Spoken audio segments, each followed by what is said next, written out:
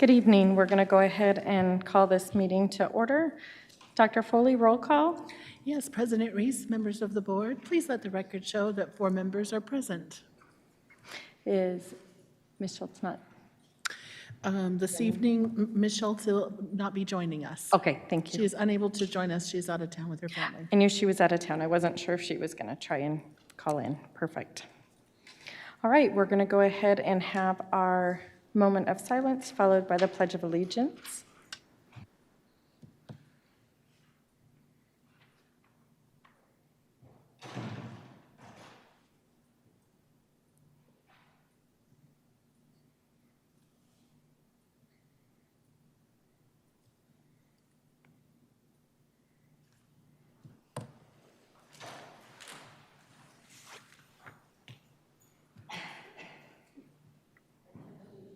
To the flag of the United States of America and to the republic for which it stands, one nation, under God, indivisible, with liberty and justice for all.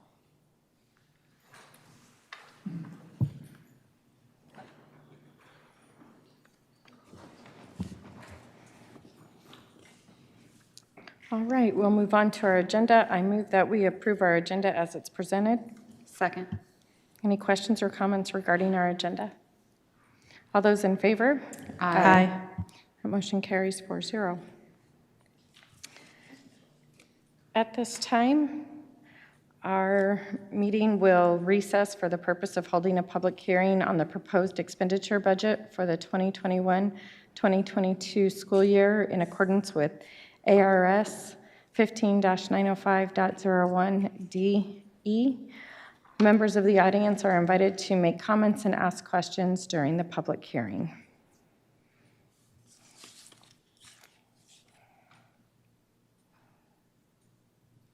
All right, Mr. Moore. Good evening, President Reese, Vice President Wilson, and members of the board. Tonight, we have the adopted expenditure budget for the fiscal year 2022. As we've discussed this budget, this is the same budget that we've been outlining since, I believe, last December. This is the formal adoption and approval of that budget. The same budget, again, that you've tentatively approved already. So as this is a public hearing, if there's any members of the audience who are here that have questions, you may do so.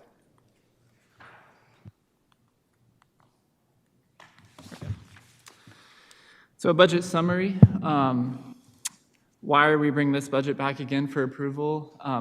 Districts are required to adopt a budget, but no later than July 15th of the fiscal year, and adopt that with the County Superintendent Office and ADE.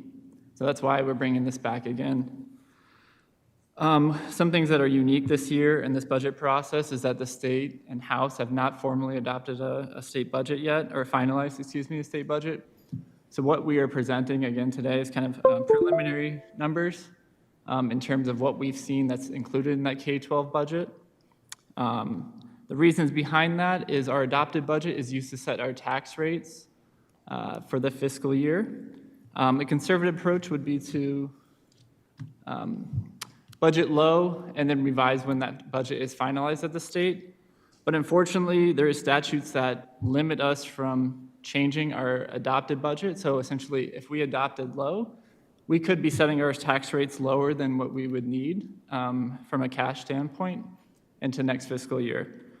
So that's why you see in this budget, or you're going to see, the proposed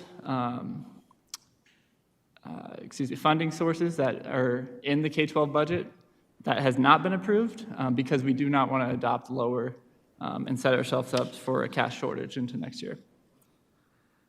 And finally, once the state approves a final budget, districts will have until September 15th to do a revision. Why would we need to do a revision? Because we don't have final numbers. So I believe just this morning there was an amendment to the K-12 budget, so that is still being discussed. So there is a potential for this to change, which we do have that September 15th date to revise. So that would be required regardless, because we do have to adopt our budget on finalized forms. What you're going to be signing today is preliminary budget forms. So regardless if the budget changes or not, we're going to come back September 15th with this. Either it may look the same or it may look a little different, so. And Mr. Moore, I just want to note that it's coming to us now because we don't have another meeting until towards the end of July. So it would be after the July 15th, so. Correct, yeah. Our next board meeting is July 21st, which would be after this deadline. So unless we wanted to hold a special meeting, which I don't think is warranted at this point, that's why it's coming today, so. Mr. Moore, what is the deadline date for the governor to pass a state budget? Does he have one? Well, yeah, I mean, if we're not going to go into a furlough, June 30 would be the date in which they need to adopt something, or else the state could go into a state where they would be furloughing or no budget be assigned. So I don't think that's going to be the case, but time will tell. We have 5 or 6 days before the 30th, so yeah, we will see. President Reese, Member Kaler, there's motivation for the state to get themselves finished soon here. And even if that doesn't fail, I think we are protected as a school district. So from a teacher perspective, there wouldn't be furloughs, et cetera, like that. So what is included in this budget? What we've seen in the K-12 budget, we are including the estimated 21-22 base level amount at 44, 45, 53. Remember, this amount is taken times our 100th day ADM, and that determines kind of our base level funding support into next year. What's also included is a level of inflation. Inflation is currently estimated, I don't see this changing at 1.21%. Annually, they will give us an inflation amount due to cost of living, et cetera. Number 3, there is an increase in the state support level, the TSL calculation. This is a per mile increase of 3 cents. It doesn't sound like much, but when you're talking about how many miles we drive as a district, it does add up. Also in this K-12 budget is an increase in sped weights. This is pretty big for Mrs. Miller and her department. We're looking at an estimated additional funding of $673,000 just to changing some of those weights. For reference, those weights are added to our budget for those students who have high needs. So I don't recall the 2 weights that are increasing, but they are increasing, and you can see the funding that's associated with that increase. Also new to the budget is actually a gifted weight. It's not much, but we are estimating it's new money at $40,000. So in that last bullet point, we are including the ESSER III allocation of $7.8 million in this budget. This is going to be budgeted under the federal funds. So it just doesn't affect our state level calculations. This is a federal subsidy that we are going to be budgeting, and I'll refer to this later as we're working to identify a plan for this money.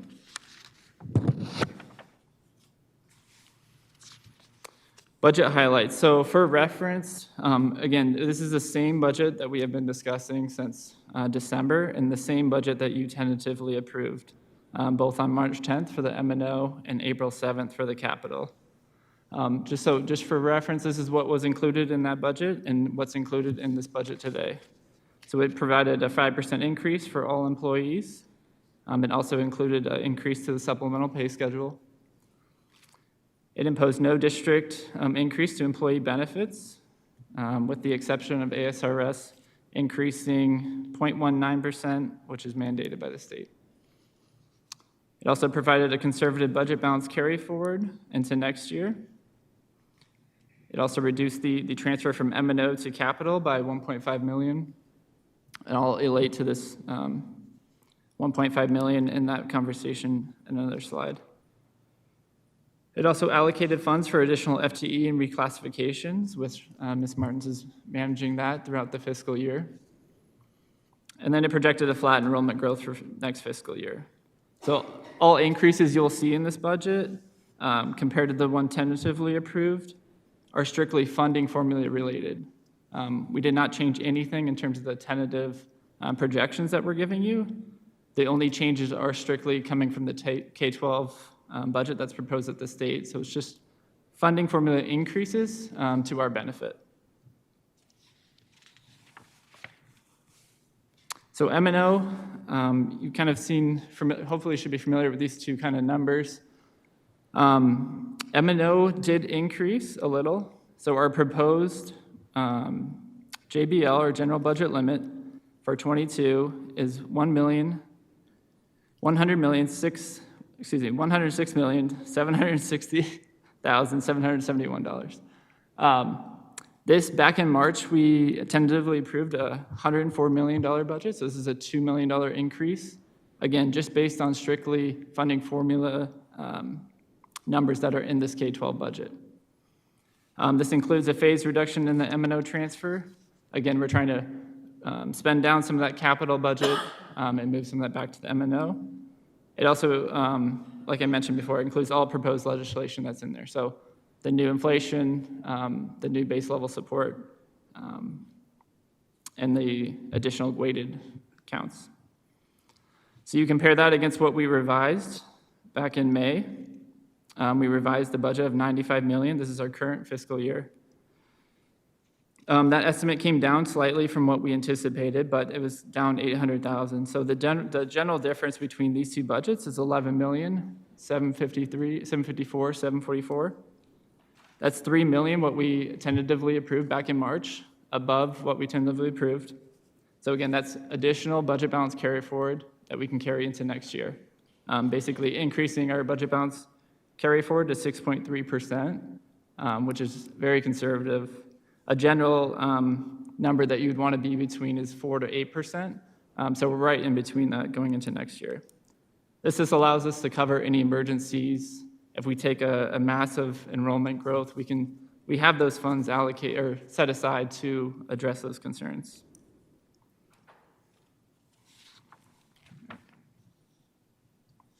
Average teacher salary. So by the Arizona Revised Statute requires districts to display the average teacher salary prominently on its website.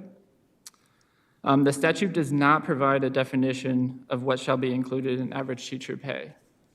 Therefore, HUSD has defined average teacher pay to include base support level, as well as any supplemental pay a teacher may or may not receive. This is not right or wrong because the statute does not give us any direction one way or the other. This is just how HUSD defines a teacher and how that number is calculated. Yeah, so this has been calculated this way since 2018 is when the statute started. So you'll notice in an average HUSD teacher back in fiscal year 2018 had an average pay of $47,972. Over the next 3 fiscal years, that increased to what our prior year dollar amount is of $59,212. And then going into our next year, our budget year, it will increase to $62,173, which is a 30% increase since fiscal year 18 to teacher pay. That does include, again, our definition. So just with that caveat in mind, that's how we define average teacher pay and what's included in that number.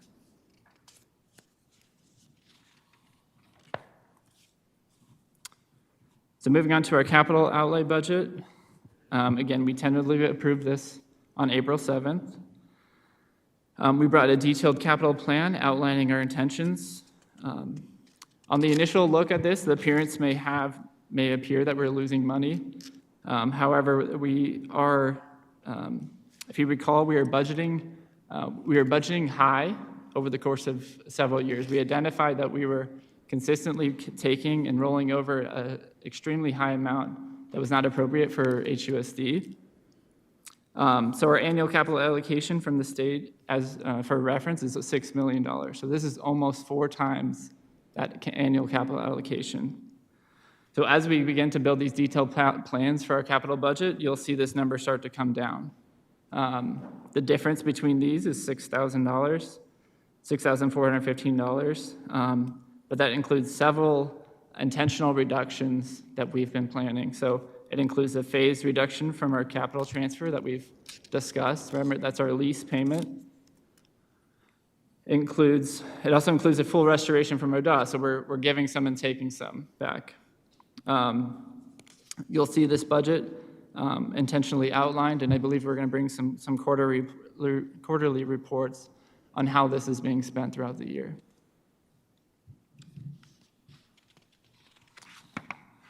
Some other funds, identified 5 funds here that have some high dollar amounts and then generally some interest in terms of outside of our M&O and capital.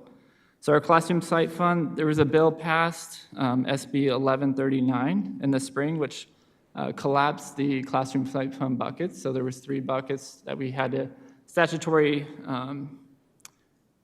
align our expenditures to. Those each had restrictions in which we had to maintain. Going forward, I think Ms. Martins is going to be working with the Meet and Confer team to identify a new plan, considering this bill that passed, collapsing these buckets. So within that bill, it also included new employee groups or support service groups. So there's going to be, this plan needs to be revisited with our Meet and Confer team. I believe those conversations will take place this fiscal year. Some other funds, Title, one of our bigger grant-funded budgets from the federal government. Again, it's pretty straightforward. We use that to address students who are furthest behind in our school system. IDA, pretty much the same from the prior year. Again, it addresses school-age children with developmental disabilities. So, ESSER III, the American Rescue Plan, we are in the process of forming a committee to identify a plan for this allocation. We do hope to come back to the governing board in September with that plan. So, and then our remaining bond, we estimated we're going to be at $3.5 million going into next year. Again, one of the reasons why we've been bringing a new proposed bond to you. We are running out of bond funds from that 2013 authorization. So Dr. Falliner's team have identified some needs for a new bond, and as you've approved. And so we'll be coming back in July with some information on the next steps going forward in terms of some bond roadshow dates. We've identified a spot on our website for an informational landing page for our public, our employees, to get some more information regarding the bond. President Reese? Or I don't know who that's, I don't know if that's how. Going back to slide 6, where it talks about the average teacher salary, and in the footnote there at the bottom, it says on our average teacher salaries include base salary, supplemental pay, classroom site fund monies. So does that apply to slide 8? Classroom site fund monies, the classroom site fund for the other funds? Is that what it's saying that falls under the average? And what is that money? Classroom site fund? Yeah, how does it go to the teacher directly? I would defer to Ms. Martins to explain that. Good evening, President Reese, Vice President Wilson, Board Member Anderson. So you may or may not know in regards to how we break that out, but currently, up until this bill had passed, we did 2 different buckets. So we have what we call pay for performance that our teachers get, and that's based on evaluative factors as well as a pay for performance guidelines that was developed through Meet and Confer a number of years before I arrived here at the district. And then the other part of it is what we call classroom site funds. So what that gets paid out to teachers is in December and June of each year. And currently this year, it was $3,200. So they got brought out and paid in a lump sum in December, and then in June. And essentially the criteria for that is that a teacher must be present 1 day every month of that time period to get paid those dollars. Perfect. I just want to make sure everybody understood. Thank you. Those amounts are also in the teacher's contract. I believe you approved that in June.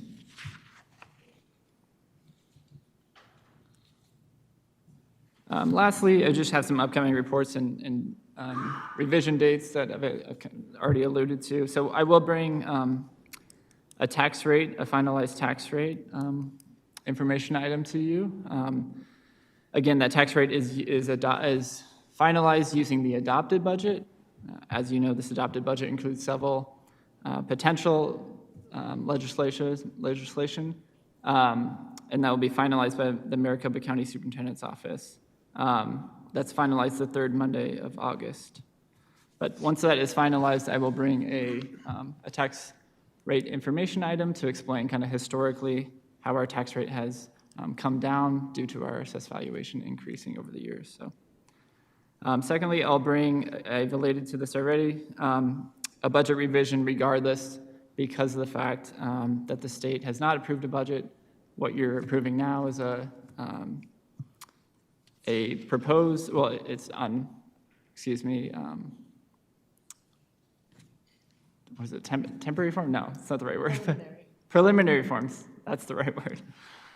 So regardless of when that budget gets approved, we'll bring final forms to you in September. We also have our annual financial report that's due October 15th.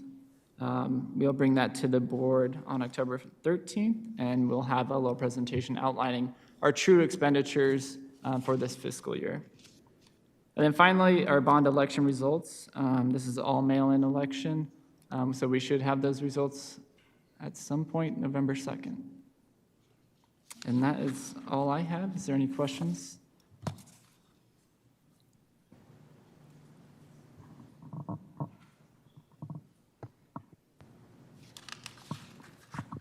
I don't think so. President Reese, members of the board, as you can see, conversations about our budget updates will be just as they have been a substantial part of our meetings this last year, will continue to be moving forward so that you can continue to be updated on this information as well. Perfect. If we don't have any other questions, then we will go ahead and close our public hearing, and then we will reconvene in our open board session. Thank you, Mr. Moore. All right, so I will go on to our action item number 4, and I move that we approve the adoption of the proposed budget for fiscal year 2021-2022 expenditure budget. Second. Any other questions? All right, all those in favor? Aye. Aye. That motion carries 4-0. All right, Dr. Foley, our superintendent's report, please. President Reese, members of the board, so we have some upcoming events. So we've got important dates on here. We have our next board meeting, which is scheduled for July 21st, as we referenced earlier. And then we've got a very special important date, the 26th. What's not obviously outlined on this is we are very, very, very busily getting ready for the preparation for bringing our new teachers on board, our admin retreat, all of those exciting, fun things that are happening as we prepare and plan for the beginning of school, which will be happening all throughout the month of July. There will be all kinds of updates coming to families on websites about back to school, meet your teacher, Black Hawk and Kingdom Days. So all kinds of back to school things are in the works and are being finalized as we are very excitedly preparing for the first day of school.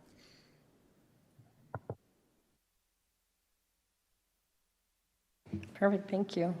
I know it's summer, but it's definitely not downtime, that's for sure. I think everyone's working even more right now to prepare. All right, we'll go on to board comments. Anyone with board comments? No? All right, moving right along. Request to speak, Mrs. Reach, no request to speak. Okay, moving right along. All right. We'll get to our consent agenda, and I move that we approve our consent agenda as it's presented to us. Second. Any questions or comments regarding the consent agenda? Curtis, can you go to 8.5 for me, please? I would like to bring this to the attention and recognize Centennial PTO.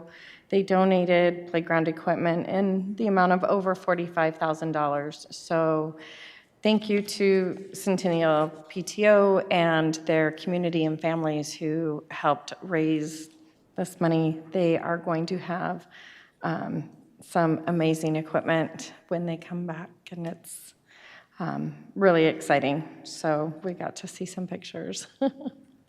So I just wanted to point that out for our gifts and donations. So again, thank you definitely to Centennial PTO and their community and families. Any other questions or comments on consent? All right, all those in favor? Aye. Aye. That motion carries 4-0. All right, we will go on to our information items. We will start with 9.1, our back-to-school mitigation plan update. Dr. Foley. Yes, President Reese, members of the board, tonight your cabinet would like to present to you just an overview of some of the work that we have been engaged with in planning for back to school. For half a second, I want us to travel down memory lane. It was about this time last year where we came to you with a PowerPoint. I don't want to travel back. There's flashbacks. This is not a good thing. I don't remember summer last year. It was not nice. It was not nice. No, but I hold up for you, this was the PowerPoint that we discussed with you last year that was over about 80 slides. Tonight's like 14 slides. So I will say that we are very hopeful and moving forward into this next school year, which obviously we have had quite a year. And so our mitigation plans, we are going to discuss with you tonight the updates that we have and the work that is happening so that you as well as our community has an understanding of some of the work that has happened and what they can expect when they return to school. And so tonight we're going to highlight some very unique pieces to that. So go hearkening back to at this time last year, there were a lot of unknowns, and as we go into this next year, there are more knowns than unknowns, and yet we proceed cautiously optimistic and are prepared for a multitude of scenarios. And so we'd like to share with you an update of the work that we have done thus far and provide answers to questions that you may have. And so we've kind of organized these in different categories. So I'm going to start with just kind of an overview with a caveat about the mitigation plan we're going to discuss tonight, as well as some of the plans. One of the things that we have learned is that nothing is guaranteed to be permanent. Flexible is the name of the game. And so one of the things that we're going to say is that this mitigation plan is one that is going to be a living, breathing, real live document that may need to be modified as the year progresses or as unique scenarios present themselves. That was something that we had to navigate through quite often last year. And so we'll go into this year saying this is what we know and are prepared to communicate at this point, knowing that those changes may need to occur. We want to caveat that, of course, at any given point, we experienced executive orders changing plans, expectations, protocols at any given point last year. And that happened more than once. So one of the things that we will caution is that at any point, an executive order obviously overrules our mitigation plan, and our mitigation plan would be updated to reflect that executive order. One of the things that we will caution and what we've added into our mitigation plan, which has kind of shrunk this year, is that as the superintendent, I reserve the right at any point when there is an emergency situation or a unique scenario that we may need to modify a plan, and that would be communicated as soon as possible. For instance, if we had a specific site that had an increase of number in cases, we may need to add a specific mitigation plan for that. So one of the things that we know is that if it is deemed necessary for any health or safety reasons, that we would modify on the spot as needed. And that we would obviously, changes or modifications would be communicated to all as timely as possible. But we do this so that if we have rising cases or a concern, that we can respond accordingly and with the guidance that we're given at the time.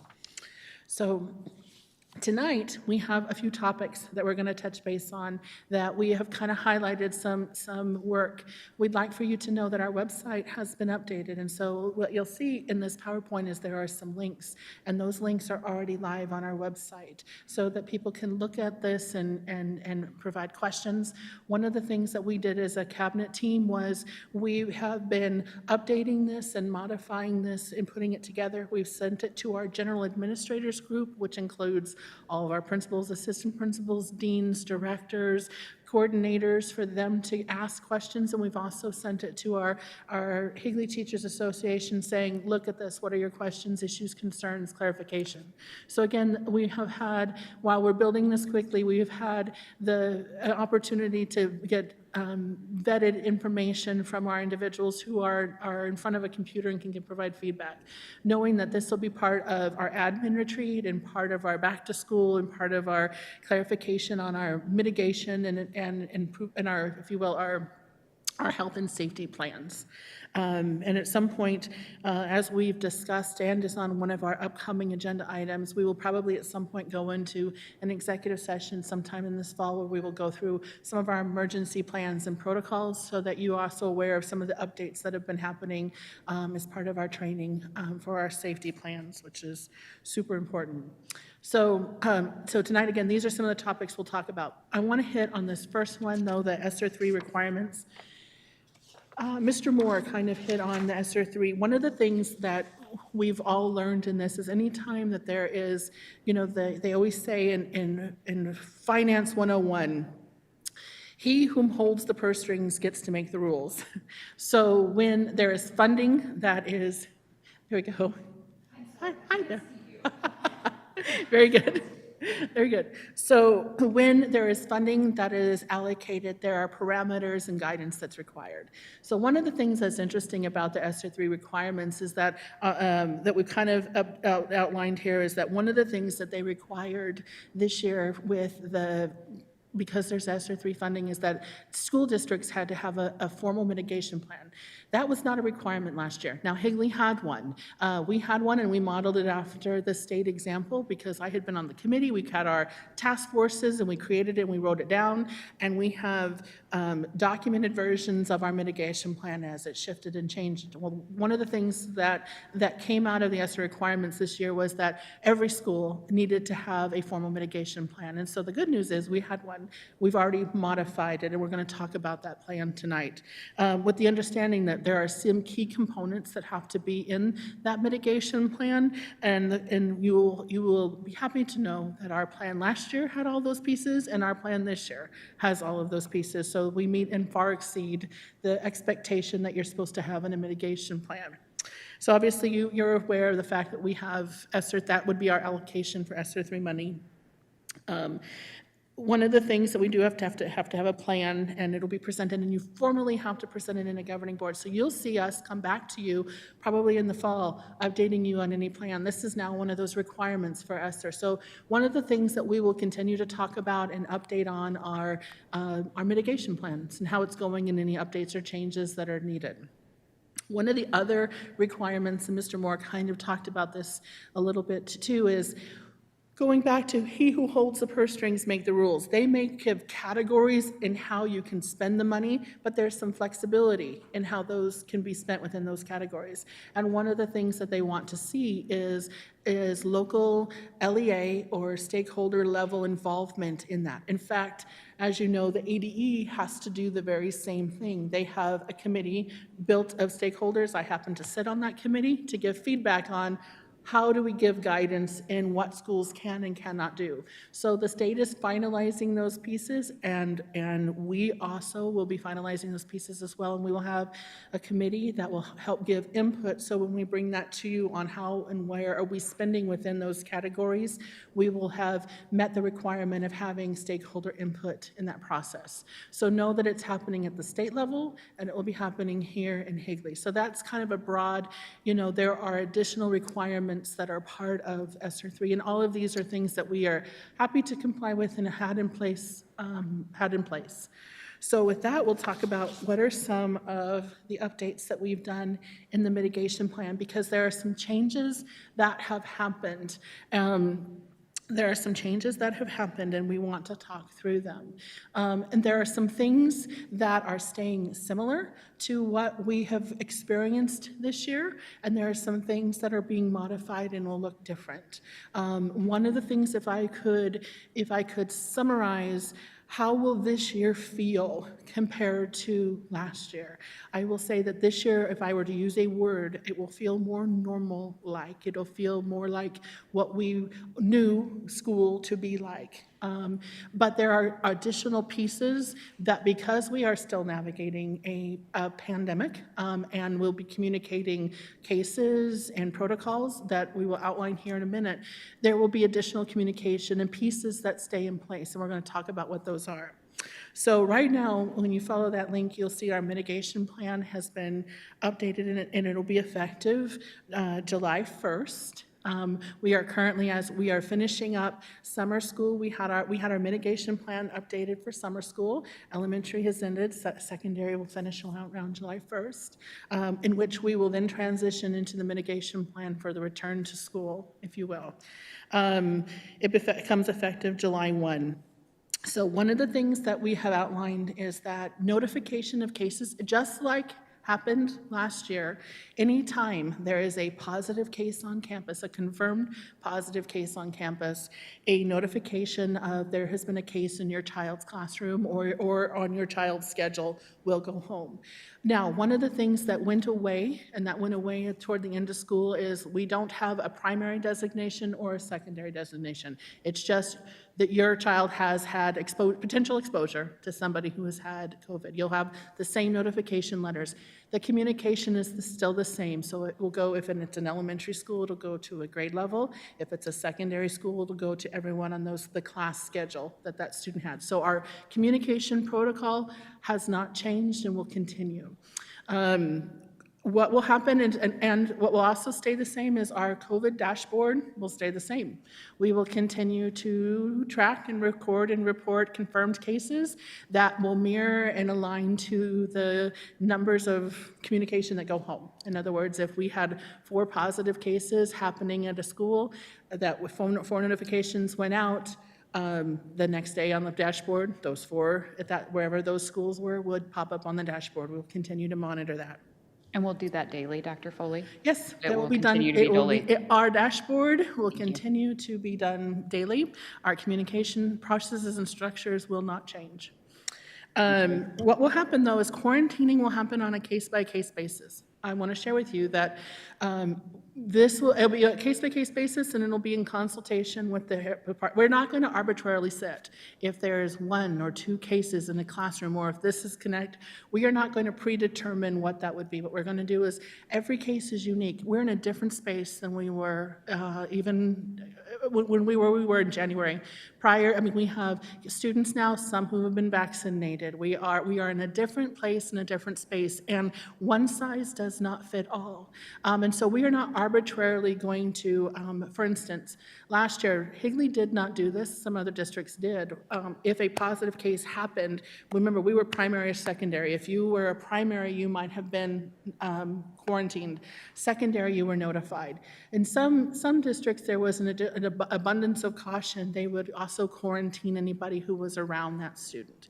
We're not arbitrarily going to start quarantining students around, because we cannot control, or you may have had exposure at lunch, you may have had exposure at recess, you may have had potential exposure on the bus.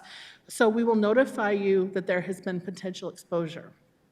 As far as quarantining, if we have a concentration number of cases and the health department is noticing that these are linked or that there are common patterns and trends, and they inform us that we will have to quarantine, we will quarantine. And all of the quarantine guidance and documentation will be put to place. But it will be different for every individual. For instance, if it's a secondary student and you happen to be vaccinated, what it could look like for you would be different than someone else. And so truly, every scenario will be a case-by-case in consultation with the health department on who and how. So we will be working with them and working with families as it needs to happen. I will tell you, I think we've had an interesting run this summer. As you can see, patterns and trends. I am hopeful they are projecting to what next year will look like. Every day you receive a text on the number of cases that we've had. We have had students on campus in elementary summer schools and on our kids club cases, most who are not wearing masks, who have been around each other, and you have seen that the pattern and trend has been 0 cases per day. This is a very positive sign. One of the things that continues to be really important is that we still need people to help us. If you do not feel well, you do not come to school. Helping us stay healthy at school is going to still be if you don't feel well, you must and you have to stay home, and you have to work with us on that. So again, you'll see in our mitigation plan that notifications stay the same, our dashboard will stay the same, and we will deal with every scenario on a case-by-case basis and in consultation with the health department. You'll notice that one of the things we adopted, and we worked really hard on this was back in November, we created at that time a scenario that you approved as a governing board. We talked about a mitigation strategy that we discussed, that if we had a rising number of cases on a campus, that after a certain point, if it was sustained, that we would look at school closure for the next week. Well, it was very interesting because where we were in November was very different than where we were in January, very different from where we were at the end of school in May. When we ended school in May, we were without masks. We had a particular school that had an outbreak in one grade level.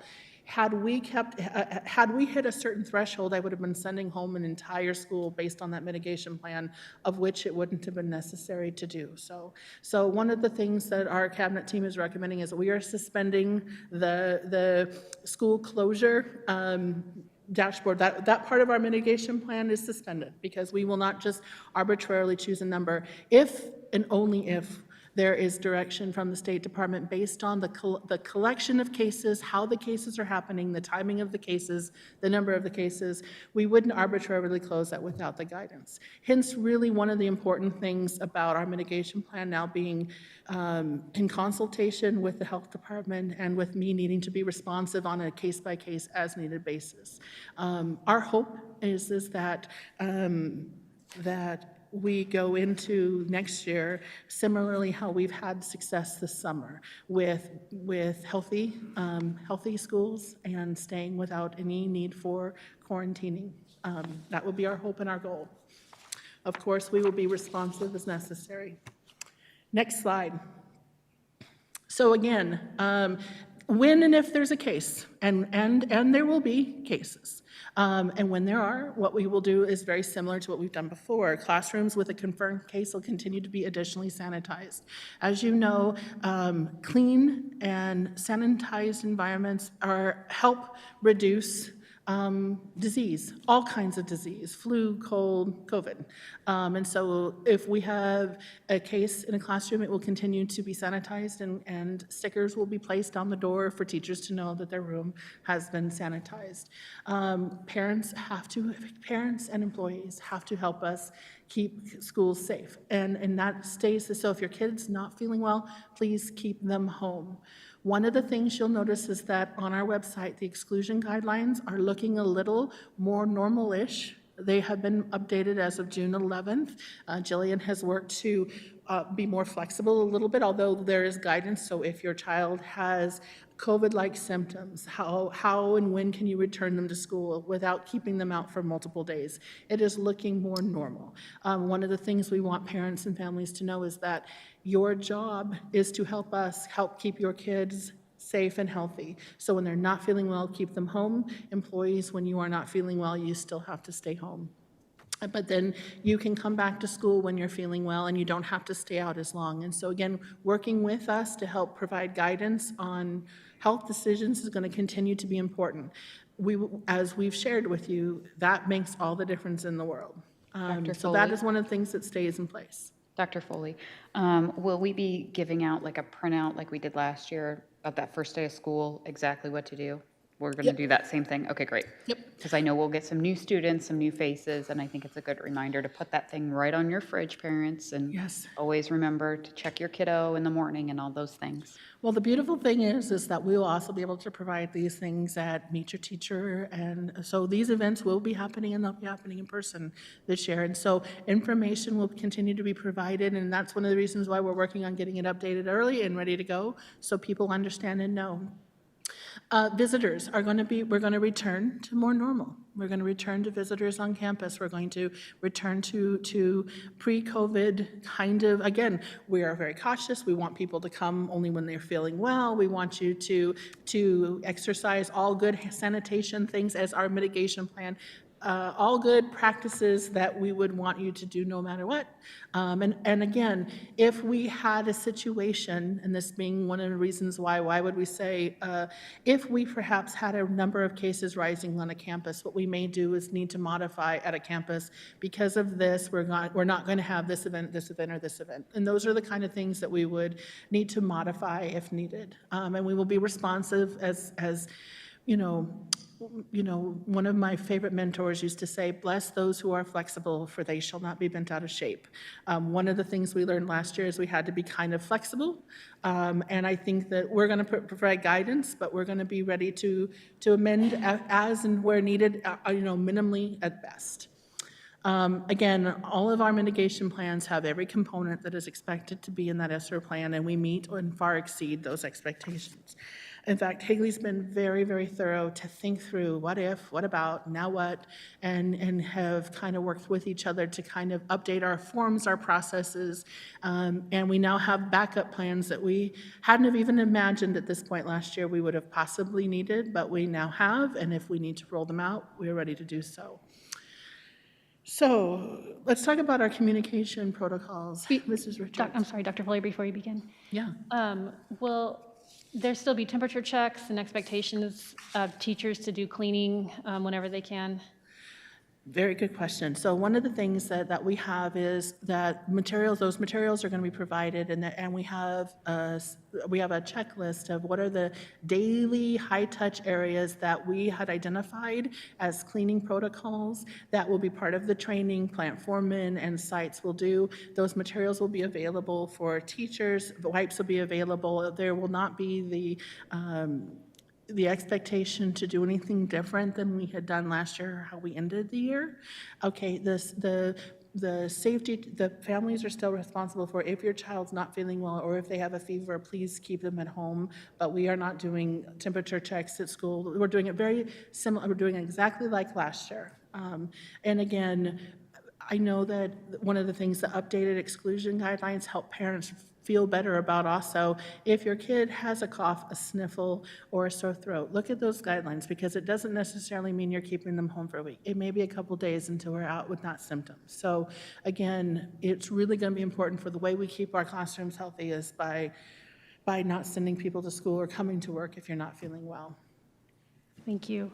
And as you close with talking about students staying home if they don't feel well, or even if they're forced to quarantine, is the school year going to look similar to last year with the exceptions for due dates? Is that going to, for homework, classwork, everything, is that going to be consistent school and district-wide as well? Yes, one of the things we're going to talk about here in just a minute, but because you're asking the question, I want to hit on it. Attendance is going to be really important. One of the things that ADM and attendance are going to be, the ADE is saying, we're back to normal here, folks, and we're going to be monitoring this. So they're going to be tracking and funding as per attendance goes. If we have, let's say, students who need to be out, we of course will be flexible with those students, but they do have to let us know that their students are out. The letters for attendance will sort of return, although they are not worded in a way that are threatening. They are just tracking your child has been they're not threatening truancy or anything that the law requires that would, like, that's legalese. It's just a monitoring of, we're monitoring and tracking attendance. This is just part of, ADM is back to normal. The state is tracking this as they have before. Even how we take attendance in Higley Virtual looks more like Online Academy has looked. That being said, we will be flexible with our families and our students, and you need to communicate with us so that we can help determine the best way to support your student. The nice thing about what happened last year is that we have Canvas as a management system. It's not gone away. It's a tool that still stays in the classroom. Students who are not in the classroom can access their work via Canvas, and that's something that's really important. So there's going to be communication and ongoing discussion and awareness with your health and wellness and school needs to continue to be something that families have direct communication with their school about so that we can work with them on how to help them. And options are we have more options now than we would have prior to COVID. And that's one of the nice things about the true launching of a virtual academy, which is really a good thing for Higley. You brought up Canvas, and that Canvas was a struggle in our household. We just didn't quite understand the dates of postings and when things were due and when they were assigned, so it caused a lot of strife, being a parent not understanding how to utilize it. Are there going to be tools, or are there tools out there for parents to work better with that system to get their students caught up and stay on track? And how are teachers, when are teachers trained on it? Because when I worked here, it was a teacher trained a teacher, and that didn't go so well, because that's a lot of work for the teacher that's training, and Canvas is quite a beast. So it's a very shift in how you think, and going from Edmodo or where we were at to begin with, or Google. So is there solid training this year, professional development for our new teachers, even current teachers, and for parents? President Reese, Board Member Anderson, those are very, very good questions. A couple of great things have happened this year because necessity became the mother of invention. And sometimes when you're building the plane, you don't have everything you need when you need it, how you need it. But having gone through it, you now have some resources. Two wonderful things. We now have two instructional coaches who are in the area of technology. We also have Lori Collins, who is in the assessment department, who have been working and creating resources, manuals, and handbooks, as well as additional professional development, and are willing to help and support at all time. The other thing that's really helpful too is because you could have need as from an online parent from Canvas, or you could have need as a in-person teacher. We're all continuing to learn and develop in professional development with Canvas. We're really fortunate this year that we've added Chris Treat as a professional development coordinator who can help with working with providing additional professional development. And we now have resources that we have online that are manuals and how-tos and videos for families and for teachers that wouldn't and didn't exist before. So one of the things that we are doing is we're continuing to get better, and we're writing things down, and we're putting them in places people can use them. And so I think that I would encourage anybody who is having difficulty not to feel free to reach out to your administration, say, I need help, because we have more resources now, and we have things that we could send to them, or people who could organize it, coordinate it, and provide it and support it. So I think one of the things we're proud of is that this isn't going away, and we're sustaining the professional evolution of how we use these tools, and creating resources that teachers actually can get on their own when they want it, when it's convenient, and organizing in a way, if you only need to know this part that takes 5 minutes, how do I get that thing I need now, rather than sitting through an hour and a half? So we're trying to be very thoughtful about how we put those resources together. The good news is we have more people than ever, and more resources have been formalized. So my thought is we know that there are still challenges. This is unique. We're all evolving. We actually, what I find fun is that some of our teachers who were some of our Canvas ambassadors last year look at what they created last year and scoff, because they themselves, having to use it, have only gotten better, and are up doing, improving what they even created last year. So I think what's important is people reach out and say they have a need and want help, and we will find resources or individuals to help them. And Dr. Foley, excuse me, I don't know if a lot of parents know, excuse me, Canvas has a parent login. So you can, there's a parent piece of it that you can log in to your own Canvas to see your kids' stuff. So you don't have to rely on your kids logging in and things like that. So maybe we can make sure that that information is also available to parents so that, because I don't think parents realize, like, they would go over to their kids, okay, log in. They don't know what they're looking at. They're like, well, show me your assignments. And so they're relying on their students and their kids kind of looking over their shoulder. But Canvas has it's like a parent view of Canvas. So you can log in as the parent, you can see your students' information. So I have to say I personally never used that. Oh, I did. But it was offered to me 4 years ago from having a student in our initial blend class. So I know it's there. And so perhaps we can try and make sure that that information can be available on how parents can get their own login, link to their kids' Canvas. And then there's all kinds of help stuff on there as well. I do know that, so. Okay, I used it. There's an app. You can do both your kids under it, and then you can see all the kids. I only have 2 kids, sorry. So Amy, you're 4 kids, I'm sorry. But I'm sure you can see them all. So you can see them all and you can color coordinate like each kid to a different color and kind of help that way. Yeah, so there is a system and there's an app and it works. And Canvas, will it continue K-6, I'm assuming? Yes, this is, again, one of the things we have as a tool that, and again, I think the important thing is that if you're learning online, and tonight we have a presentation about Higley Virtual Academy, and we'll talk about the fact that John and his team are going to be really helping to support, because that's how you're learning full-time. And that's how you're using that might look different than if I am in an in-person learning, except the fact that if I'm an in-person learning, that tool still exists and we're still utilizing that, because if I have to stay home, this is where I will go. Now, again, you're not going to get a live if you're an in-person student and you're out for a couple days, you're not going to get the teacher on in Canvas, but she's going to have, she or he will have the resources, the tasks or activity that you might have missed there. That's going to be kind of like the extended web page, if you will, for the classroom. So the expectation is that Canvas continues to be, and again, to what extent and to how we're utilizing that is something we're continuing to evolve, but it's not going away. And one of the things we have, our goals for teachers, had to literally learn how to use this tool. If you think back a year ago, in May of last year, we only had secondary teachers who had ever used Canvas. So in May of last year, we were working with our teachers, elementary teachers, to create ambassadors to learn a program virtually that they had never seen or used in person. And we started school online with a tool that we had never trained teachers or students or parents in person to use.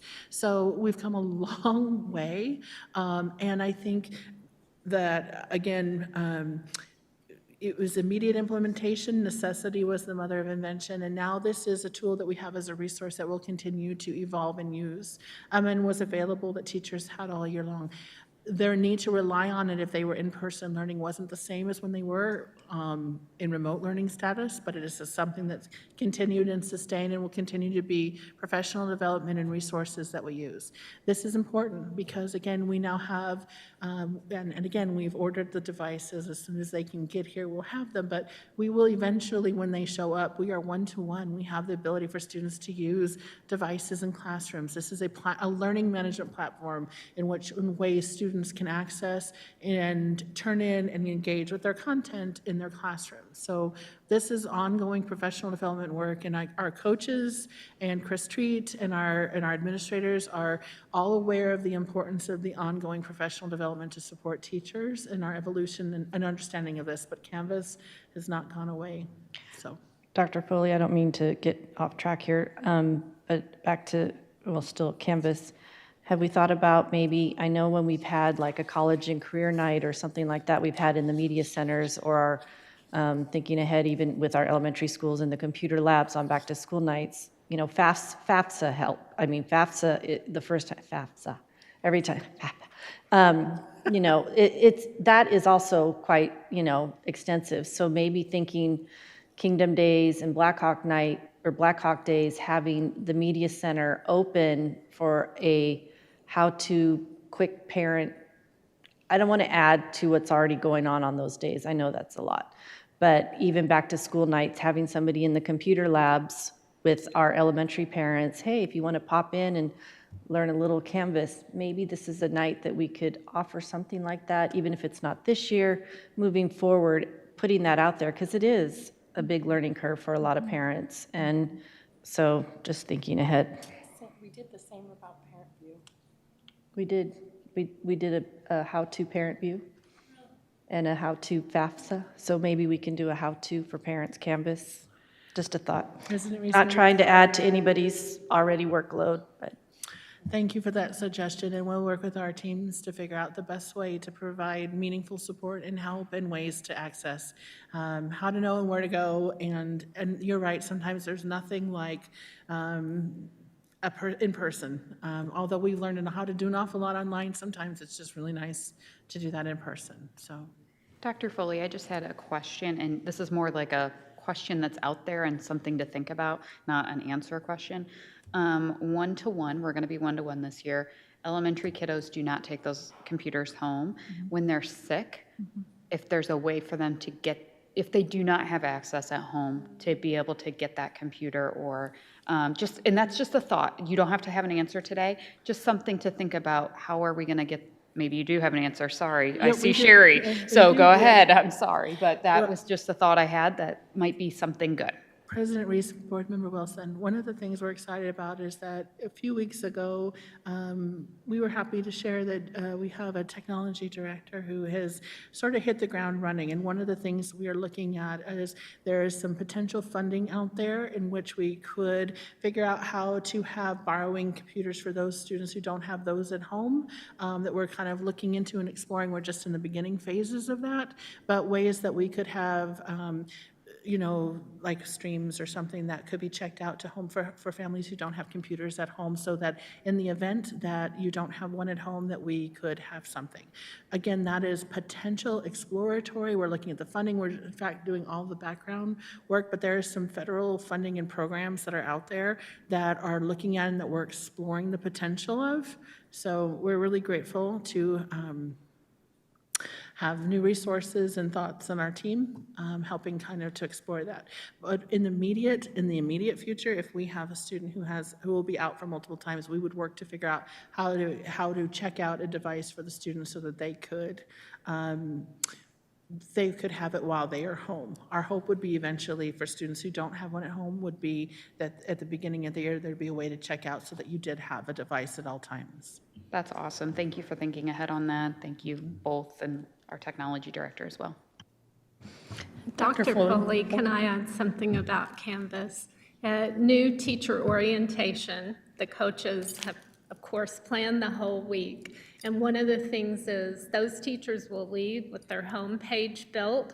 They will be well-versed as you can be in a few days in Canvas. And what's fun is those ambassadors are coming to help do the training as well. So it's not something we started and we left, but we're going to continue, and I think we've gotten really good feedback. And now our administrators have to use it too, because we're putting our handbook in there, and so it just keeps growing and growing. So you're welcome. Dr. Foley, excuse me, getting back to the exclusion guidelines on the mitigation plan, how often are we intending to review this? And the reason I say that, and I get it, and we're still in a pandemic, when we had our discussion about masks, we had some very concerned parents. Kids are afraid to go to the nurse's office because they have a headache. This last year, the nurse, in the past, as parents, we signed saying, yes, you may give my child acetaminophen or ibuprofen or things like that. Kids get headaches. It happens. And Last year, we didn't do that. A child went to the nurse because they had a headache. They got a call home and they got sent home. And especially in our elementary kiddos, that can be the first sign of an eye problem. I mean, that they may have a sight issue. As we're coming out of the pandemic, like you mentioned, everything still happens. And I'm actually anticipating to see more illness this next year because everyone's been wearing masks, everyone's been inside. We're starting to get there, and we started getting there a little bit towards the end of the school year, but we didn't see a normal course of flu last year. We didn't see all the strep throat last year. We didn't, all that stuff that normally happens, we didn't see because COVID just overshadowed everything.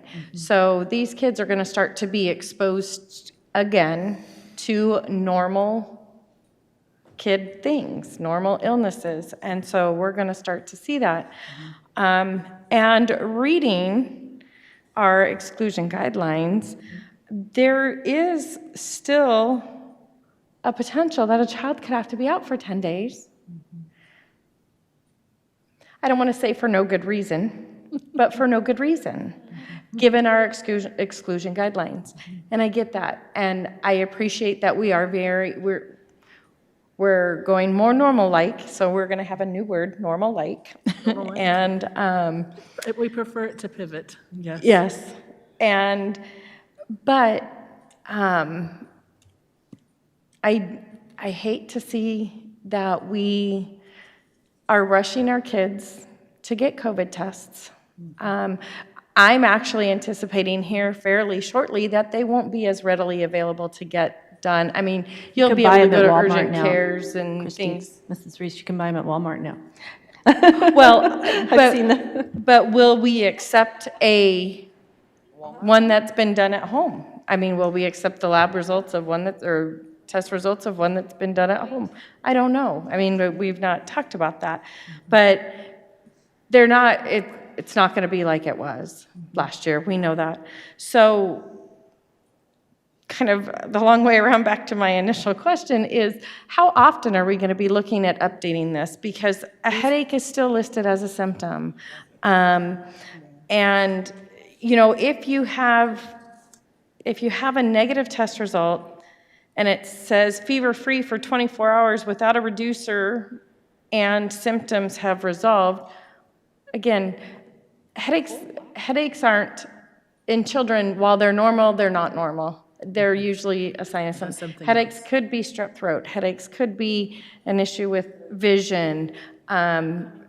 It could be stress. It could be anxiety. It could be several things.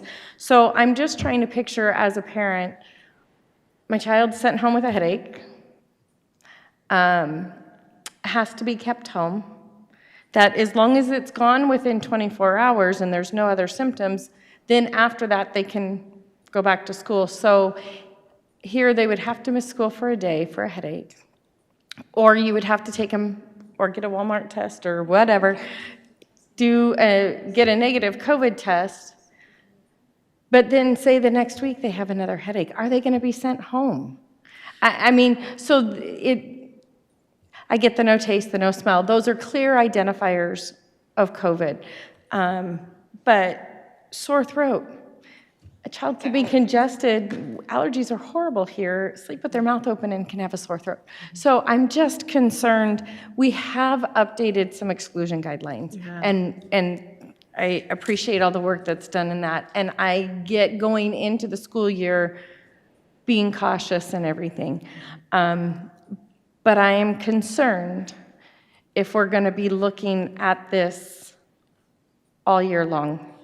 If we're going to kind of keep it this way and our anticipation is looking at that, how do we do through the first quarter, and we'll reevaluate it at fall break? Because we could be excluding kids that don't need to be excluded. So President Reese, members of the board, very good questions, and all questions and conversations that we've had very deep dialogue about. So one of the things you notice is at the bottom of those exclusion guidelines, it talks about it was updated on June 11th. And when you take a look at that, you also see in consultation with the Maricopa County Department of Health Department, one of the things is that guidance, and multiple times our exclusion guidelines evolved last year. They will continue to this year. This is our guidance right now in consultation with the health department, which it tends to run on the more conservative side, on cautious, so that we can minimize and protect the spread of all kinds of illnesses on campus. So I can guarantee you that this is something we're going to continue to evolve and update and look and update. Right now, what you see is the guidance that we have updated this time in consultation. As you know, we'll even formally be bringing this mitigation plan to you as required by ESSER III. Minimally, we will be publicly discussing these again when we talk about those exclusion guidelines, which are requirements that we have to have that align with the health department. So I hear you and I understand your concerns, and I think that this is something just like everything else that will continue to evolve this year. And this right now is the document that was been developed in consultation with the health department, that pretty much all districts are following very similar plans. This is truly not Higley going rogue, if you will. And so we will continue to review, modify, stay updated, and communicate as things are updated. But I hear your concern, and I know that you speak for several parents, and sound like the many calls that Jillian and the other health assistants have navigated throughout. I think one of the important things that we've learned is that communicating with the child's doctor and providing additional documentation helps them make appropriate decisions for students. When we have particularly health conditions that have been documented, we are able to easily accommodate and support with those additional pieces. So going back to, again, this will continue to be it depends, and there's a lot of individualized circumstances that will influence. So going back to, it's so important for us to continue communication on individual situations so that we can accommodate and respond appropriately. Thank you.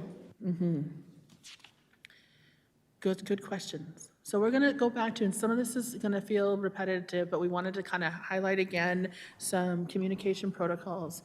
Mrs. Richards, would you talk a little bit about that? Yes. President Reese, members of the board, you're going to hear themes and patterns here. And if we learned anything last year, it was communication is key, and protocols, systems, procedures will help us succeed or trip us up. So we keep talking about communication and how important it is, and our website is really a place that the community, parents, employees go to get information. So keeping that active case dashboard going is important, because I had several employees tell me that just made them feel better to be able to go there and see what was going on. So we're going to keep doing that. We've also updated the COVID-19 guidelines, and that's where you can link to the mitigation plan. You can see our family health screening tool. The quarantine expectations are there should we have to go into that. Hopefully not. And then also some more information about our communication protocols. So I think, you know, as a school district, one of the most important things we do is communicate.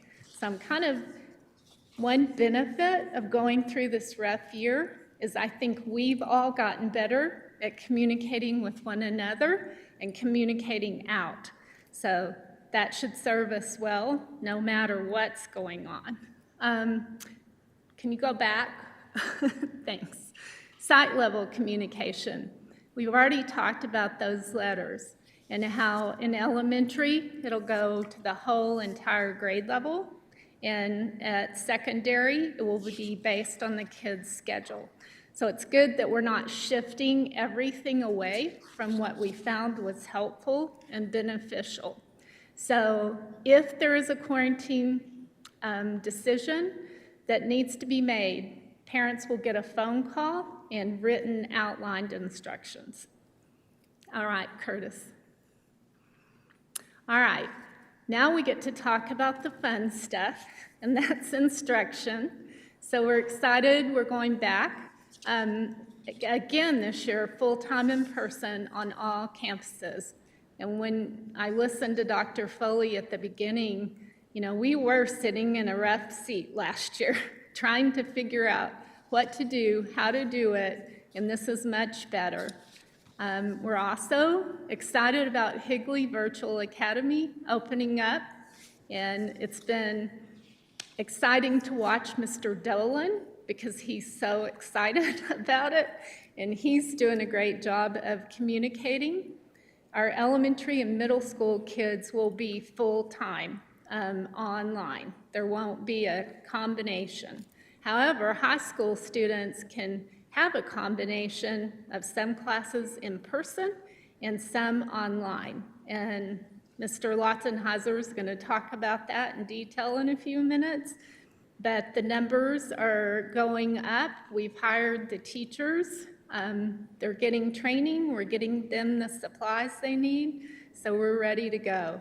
We're also recommending transitions between models of being an HVA or on-site in person. Like we would prefer go all year, but if something has to change, we want to wait till a semester break.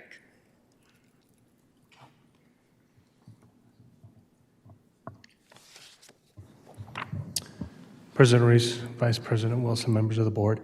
We've already talked about attendance a little bit, but remember, we are encouraging our families that if you're feeling sick, please have your children stay home.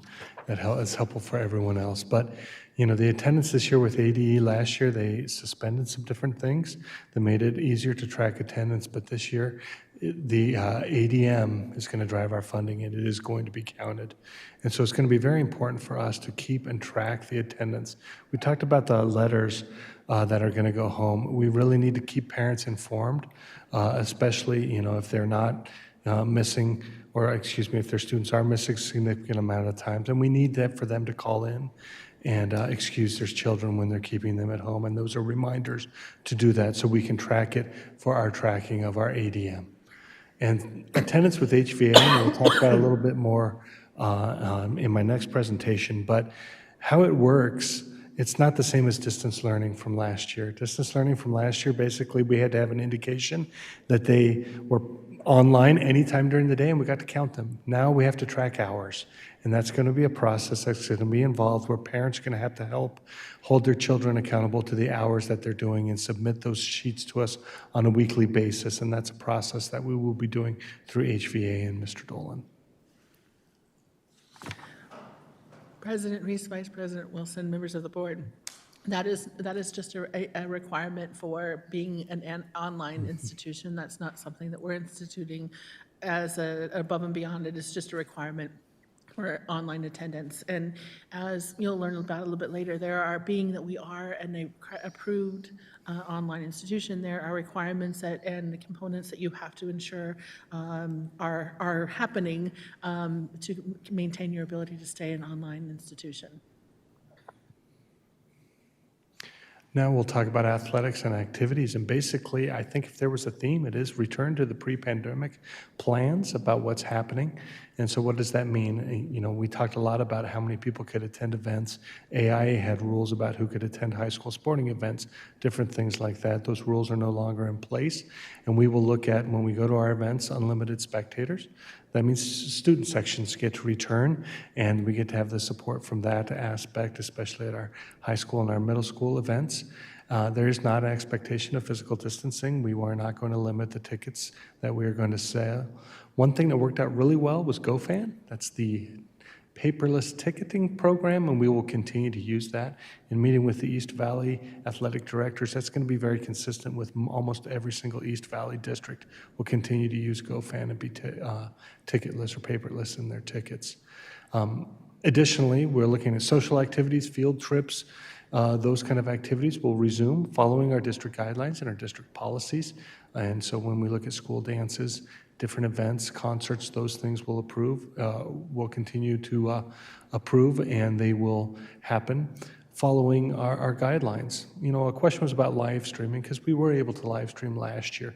At our high schools, we have the Pixelot cameras, and we will continue to live stream that through the NFHS network, which is a subscription-based, and that's what happened last year. You get a monthly subscription, $10, and you can watch anything, any school that you would want to that has those events. We also live stream for other things where we just did it in-house and perhaps posted it on Facebook Live or anything like that. We'll continue to do those, but we are encouraging that we are back to normal, and we will be having those events, and we will encourage people to come and join us for those events.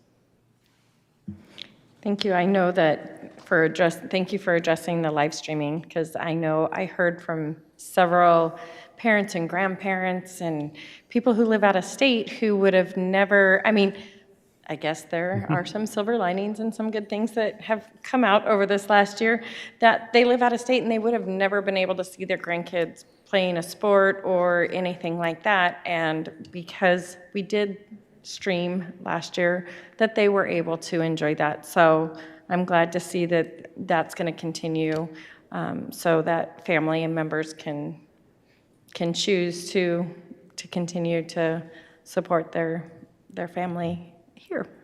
And I will say we are going to start with a bang, because our Higley Williams Field football game is on September 3rd, the first week of the season. So we will anticipate a nice crowd for that one on the first game. We're nice and hot. Good evening, President Reese, Vice President Wilson, members of the board. So Human Resources, you may remember back in January, the district came to you with a recommendation to create and extend what we called the COVID-19 HUSD benefits plan. The federal government requirement in terms of the COVID relief plan had expired on December 31st.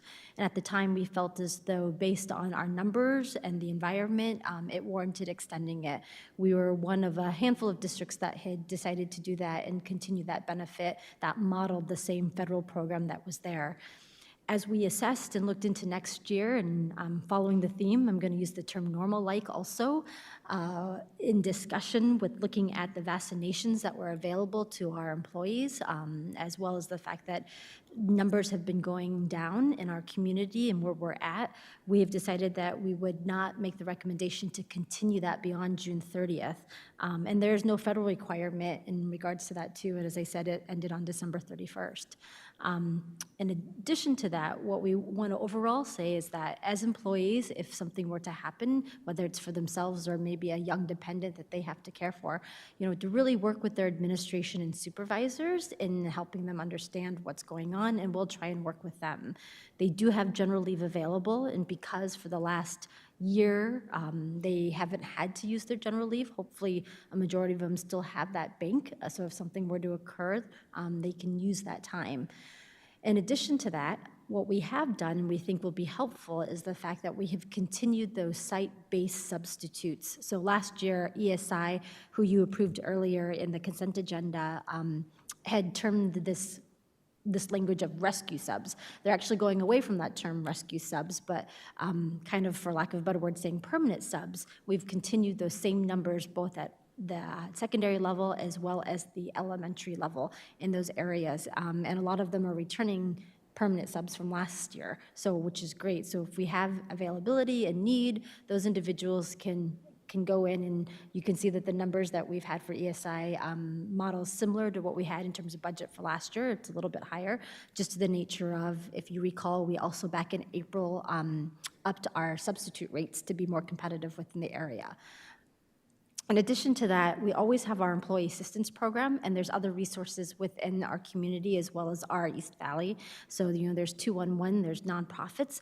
If employees need assistance in other ways, we'll make sure that they have the resources and we'll work with them.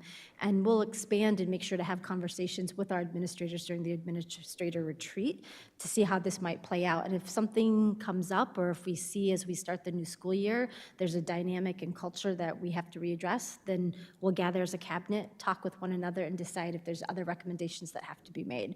Because I do know that employees have asked if there was a possibility of this extending, and we've communicated that this time we're not making that recommendation.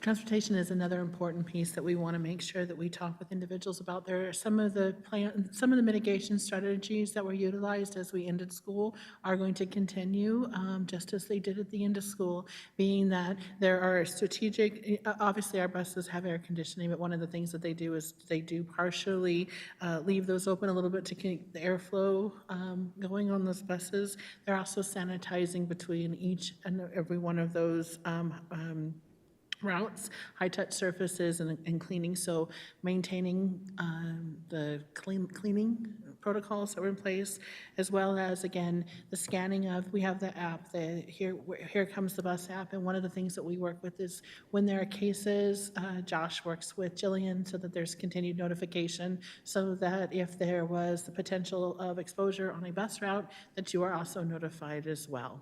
So again, all the communication protocols and awareness of are continuing just like they did last year, and that way parents can be aware and can make decisions for themselves on what is best for them, and they're informed when there's potential exposure for their student. Next slide. In addition, one of the things you'll see is that food service is also looking pretty similar again. One of the things that has happened again is that for this year, the federal government has expanded the free meals for students of school age up to the age of 18, and they'll continue for this year.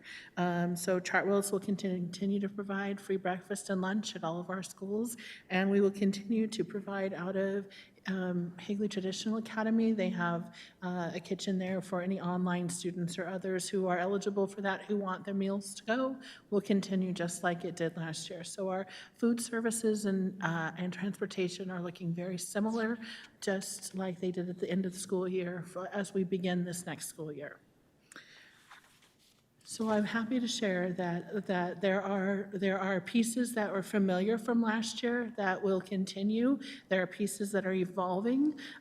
We will continue to keep you apprised of any and all necessary changes, or if executive orders happen or things need to be modified based on being responsive. Our mitigation plan allows us to be responsive to unique situations that evolve, because we now have very different circumstances than we did initially when we created this. So that's a good thing. And we are sure to know that we'll continue to learn this year as we go and evolve through this process as well. Are there any additional questions that we can answer for you at this time? I do, I'm sorry. I just wanted to clarify with Ms. Martins. So if a teacher who has a child and the child has to be quarantined or stay home for 10 days, 2 weeks, that would come out of that teacher's general leave. They would have to do the 2 weeks out of general leave. That wouldn't.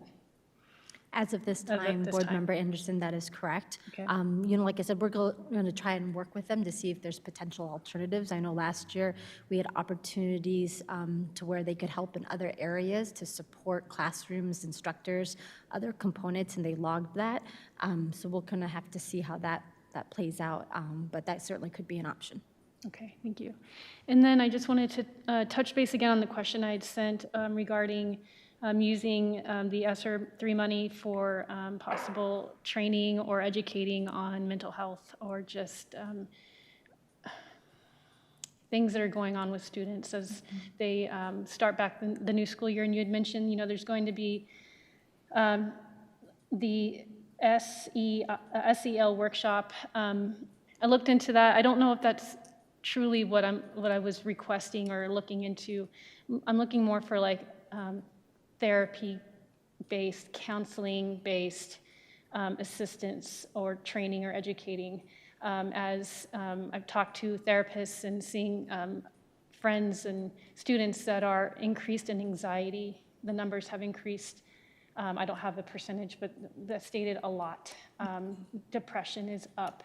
And I imagine as they walk into the next school year, it will be better for some, but anxiety will increase for others. It was a tough school year, and they're going to be remembering and recalling. And so there will be students that will just not do work out of anxiety. You know this. I know I'm saying what you already know, but and I think some of it, sometimes it can be perceived as laziness, You start changing your lessons to interact more and get them to be more involved, and that's not going to do it. It's going to take more. And so that's what I was recommending. Is there any way that we can use funds to be able to see these changes in the students, to recognize and maybe identify that there's more to it than just not wanting to be at school? And then if we are able to properly identify, what do we do to help these kids get through the school year? Because some of these kids, a school year like last year, as normal as it was or was not, it just can't continue this way. We need to address it and help them, and teachers, especially educators, administrators, in the same boat. It was very tough, and I think a lot of it, if we can just educate ourselves on how to be able to help each other, the school year will go better. Be proactive about it instead of reactive about it. So is there a potential for that? I know you mentioned earlier, no more on our plate, says Edmonds, no more. But is it something that we can look into? Because doing it now makes it easier later. So President Reese, Board Member Anderson, you're talking about lots of levels of support. So one of the things that I think is important is when we talk about social and emotional learning is one, when I think about the pyramid of interventions, when we talk about the levels and types of support, one of the things that you have is as a strategic initiative for social and emotional learning, and that is a broad category. You're also talking about additional resources that are expertise, that are individuals who hire, that have also training in counseling, which are resources that some districts are looking at doing. Going back to, remember how we said that ESSER requirement, that you sit on the panel to talk about how you spend it. Very interesting that you brought this up. As I sit on that panel, and one of the things that they're talking about right now is that in Arizona, we didn't have in Arizona, particularly in education, systemic resources across the board, even being categorized for social emotional learning, counselors, psychologists, therapists, who are the resources that exist out there. And what's frustrating, and it's a great thing and a challenging thing, is that this is one-time money that's being provided, and we're trying to figure out what is the best way, and as a state, to systemically support these things. Because what's interesting, and as you know, because there is this money, every vendor who potentially could sell you something is seeking my inbox of would you like to buy, do you want to know about, is hitting every superintendent in this state. And what they're saying is, buyer beware, not all programs are high-quality programs, and how do we help districts with this additional funding choose the right resources to support? So what I think you're talking about are probably things that are going to be long-term conversations, because the addition of some of these resources will be things that we need to sustain beyond. They would be part of budgetary decisions, that hiring additional resources, yes, are important, but I think we're going to need to look at almost a pyramid of support, and how are we going to fund that so it's sustainable, and how are we going to choose the right things to talk about this, because social emotional learning, mental health and well-being, caring for the whole individual, child or employee, are only more important now than they've ever been before. And what I think this pandemic exposed is a real need systemically in our state for emphasis and support on these resources at all tiers, from the classroom to intervention. So I think all of these things we're going to consider. And honestly, at the state level right now, they're trying to organize who are or what are the appropriate resources in each of these categories. So as these committees are looking at what are the priorities, that we spend wisely and choose the right resources. So I believe that this is a conversation that we will be talking more about.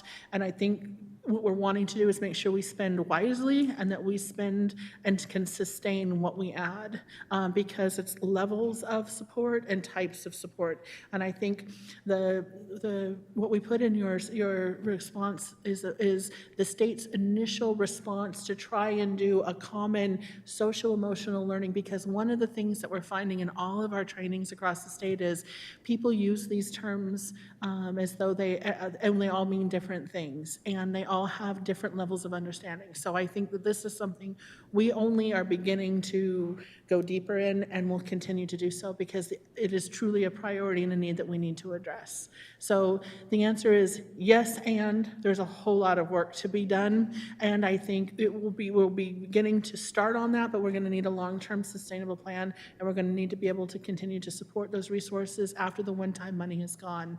And that's the biggest challenge. The training I was in even this morning is we're trying to build this infrastructure to help support districts who are trying to make these decisions and creating resources that the state didn't have as a system to support districts yet either. So we are continuing to build the plane as we fly it. This is a very important topic, and it's more than it's not just a single curriculum. It's levels of resources that we need to build in our toolbox for the Higley School District, and as a state, to be honest. I appreciate that. It's like we use the term normal-like. It'll look normal-like on the outside. It won't be normal-like on the inside for some. No, I there's appreciate an you awful guys are on lot. There's an awful lot. And I think that's one of the realities that all of us are cautiously optimistic about is there are some things that are returning to normal, and yet we've gone through a life-altering experience that has long-term ramifications that we will be working through for years to come, and hopefully there are some silver linings like we have found that have caused us to look at and think about and prioritize differently than we have before, and this is one of those areas. Dr. Foley, as to Mrs. Anderson's question, I sent that article to you this past week, and I don't know if you all have seen it, but Tempe Union High their school board adopted the first, I want to get the curriculum correctly, adopted a comprehensive mental health and social emotional policy for students and staff. So if you can Google that, you can look it up and read more about it. But even Dr. Foley was already telling me that she's looking at this, and many school districts across the valley are going to start looking at this. And kudos to the kiddo on the school board that's the youngest school board member that actually put this into motion. And so he's living this, I think, a lot too. So he was instrumental. But anyways, I had asked her to share and look into it more, so knowing it might come to us eventually, but maybe this speeds things along a little bit more. And Dr. Foley, I saw on one of the requirements is that we have a committee. How does somebody indicate they're interested in sitting on this committee? Because it showed we were going to have students through staff, through administrators, through community members. How would someone say they would be interested in sitting on this committee? Okay, very good. So one of the things, we're going to have representation from large groups. The one thing is this committee won't be very, very large. What we may do is have like a this is more like a steering committee, and Tyler will be leading this effort, and there's like representation you need to have on there. So obviously, if someone is interested in being on this committee, they need to let us know that they're interested, but we will be intentionally seeking representation for individuals to be being a part of a dialogue. And we can put additional information in your status report about our committee size and our representation so that you have an idea of how it'll look. The one thing is that this committee will be moving quick, and will need to meet often, and will need to have a deep understanding of there is flexibility, but within categories and funds. So we have to spend the rules kind of govern what you can, and there's some flexibility within. Obviously, there will be representation across. Perfect, thank you. And Mrs. Anderson, to your point too, I think, and Ms. Martins, but I think it's also important that for our staff, I mean, I think everyone has different anxiety levels. My whole thing on the masks was, can we just get through the end of the year? It's not living in fear of COVID. It was, can we just get through the end of the year, was my whole thing regarding the masks. But there are people who are very fearful, whether it be students, staff, any staff members, teachers, or anyone that have to figure out how to try and deal with that. And I can't even say get over it, because it's not like that. So but so many things are returning to normal, and that it's not as, there's not as many accommodations, there's not as many options. So, but for our staff, it was mentioned earlier, we do have an employee assistance program, and so it's very important that any of our staff members who are having anxiety with returning to work or being at work or anything like that, that they do reach out either to HR to get the information for our employee assistance program, or go through benefits and everything, because there is assistance there, and it gives them resources to reach out to somebody for that level of support. Now, it may be limited to a few times and, you know, things like that, but it is a start, and we just need to make sure that all of our employees know this is available to them. So at least from that standpoint, I agree, there's stuff we need to work on, and just like in our retreat, social, emotional, whether it be staff, student, mental illness has been something we've talked about for years. This made it worse. It definitely made it worse for some, but it has been the focus of our district and our board for a long time. It shifted a little bit. It has definitely amplified. Where a couple years ago we were working with, trying to work on the mental health piece and the social emotional in general of kid and teenage life. Now this has definitely made it much larger. So I appreciate Dr. Foley continuing to work on that. We made that one of our initiatives in our board retreat, even outside of COVID. This has been an ongoing theme. It's just, it needs to broaden a little bit, but I definitely want any of our staff to know that they do have an employee assistance program to reach out to.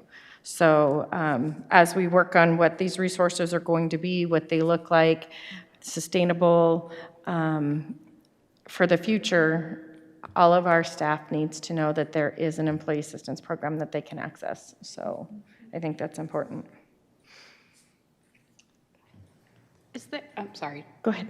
President Reese, is there like some sort of poster or something that we have that is near, you know how in our workrooms there is different posters? Is there some sort of poster regarding the employee assistance? Okay, there is. Okay, good. I just want to make sure. I don't always look at that when we're at the schools, but I do think that would be a good thing to maybe make more light of, and maybe make it a refresh program, that it's a bright poster that people might need to, because I do think this year was hard on a lot of our staff. We've heard it from our emails, and it just might be a nice, if it is the same poster over and over, maybe we need to refresh it just so people get fresh eyes on it.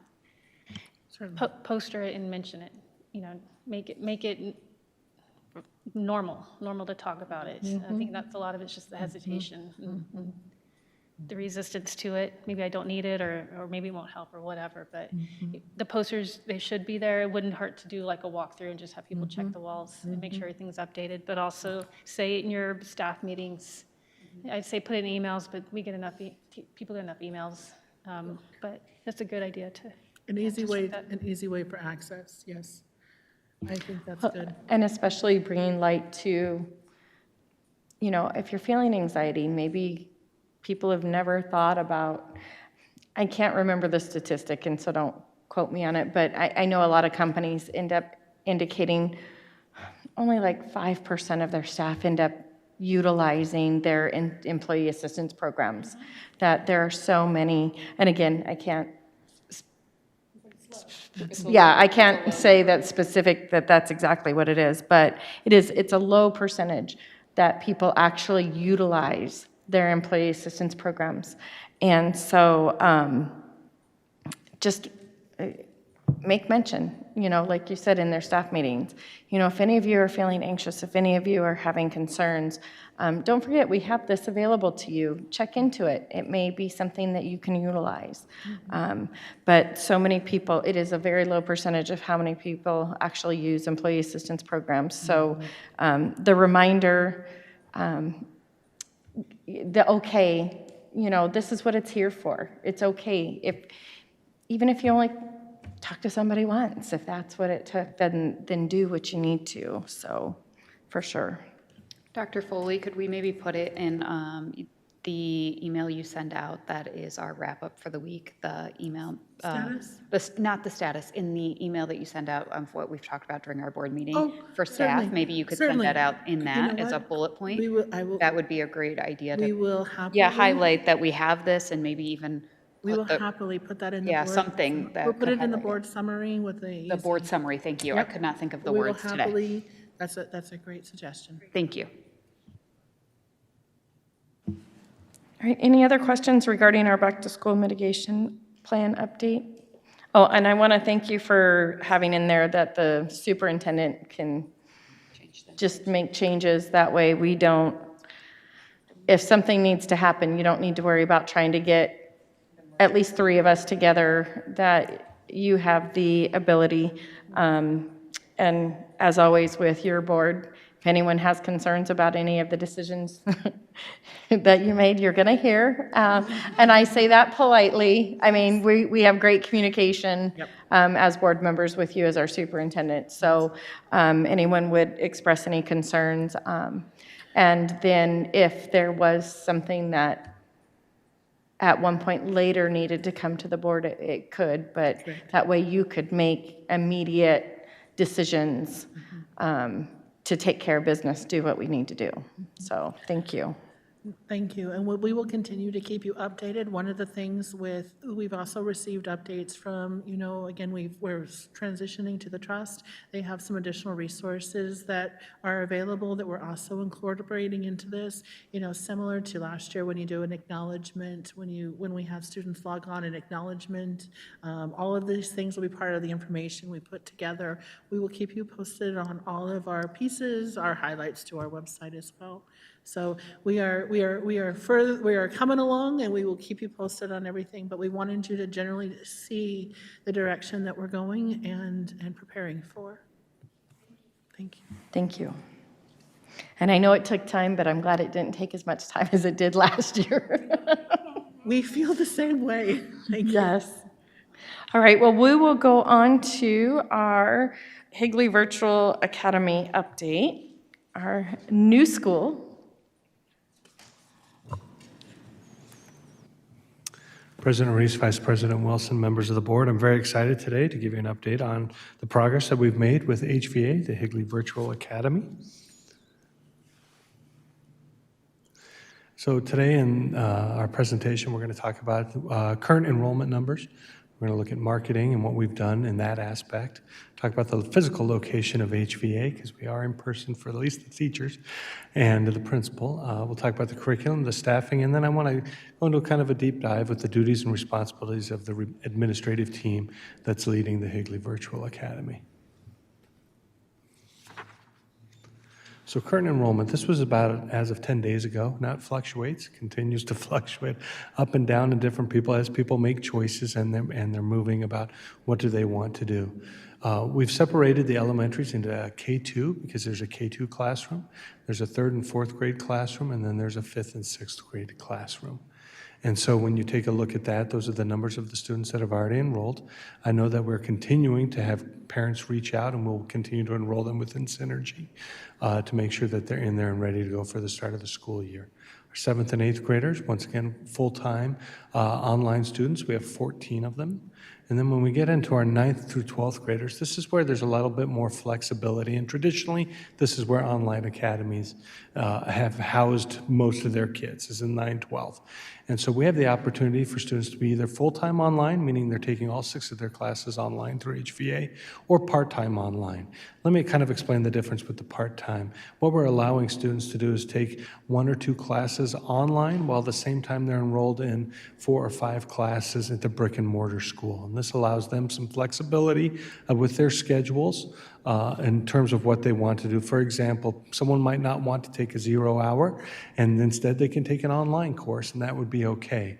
Vice versa, if we have students that take maybe 4 classes online and maybe only 2 in person, those would be considered a full-time online student for HVA because that's where they're going to be housed. They will be considered an HVA student.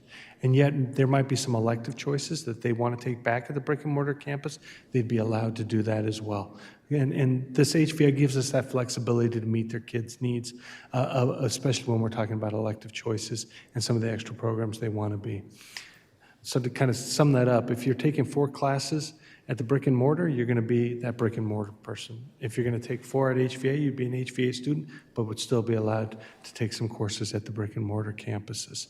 And so you'll see there we have more part-time. Honestly, I anticipate this going up more and more as people come back from summer and learn more about it, especially when we go through Kingdom Days and Black Hawk Days, and they have some questions about what some other flexible options that they can have. They can work with their counselors there.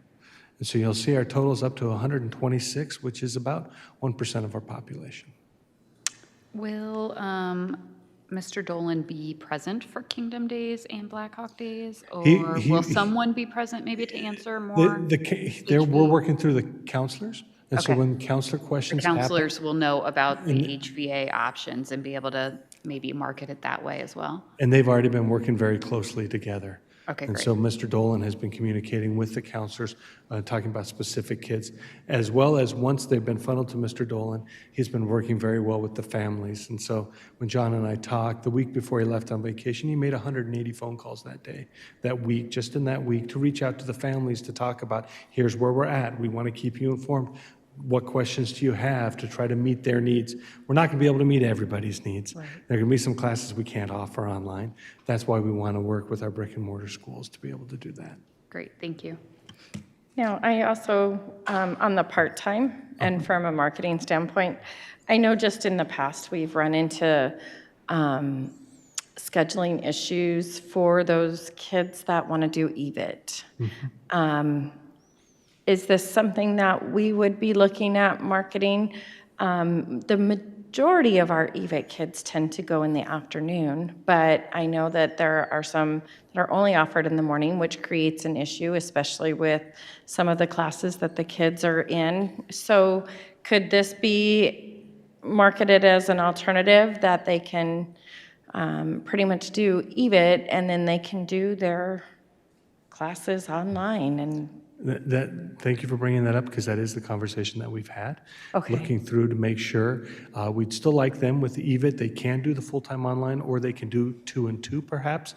That morning one is the hard one because they miss so much of the morning chunk and they don't have enough time to fill in 4 classes after the morning. And so we would say you could take 2 and continue to be on that brick and mortar. You'd be that brick and mortar student, and then take 2 with us in EVIT or at HVA as well.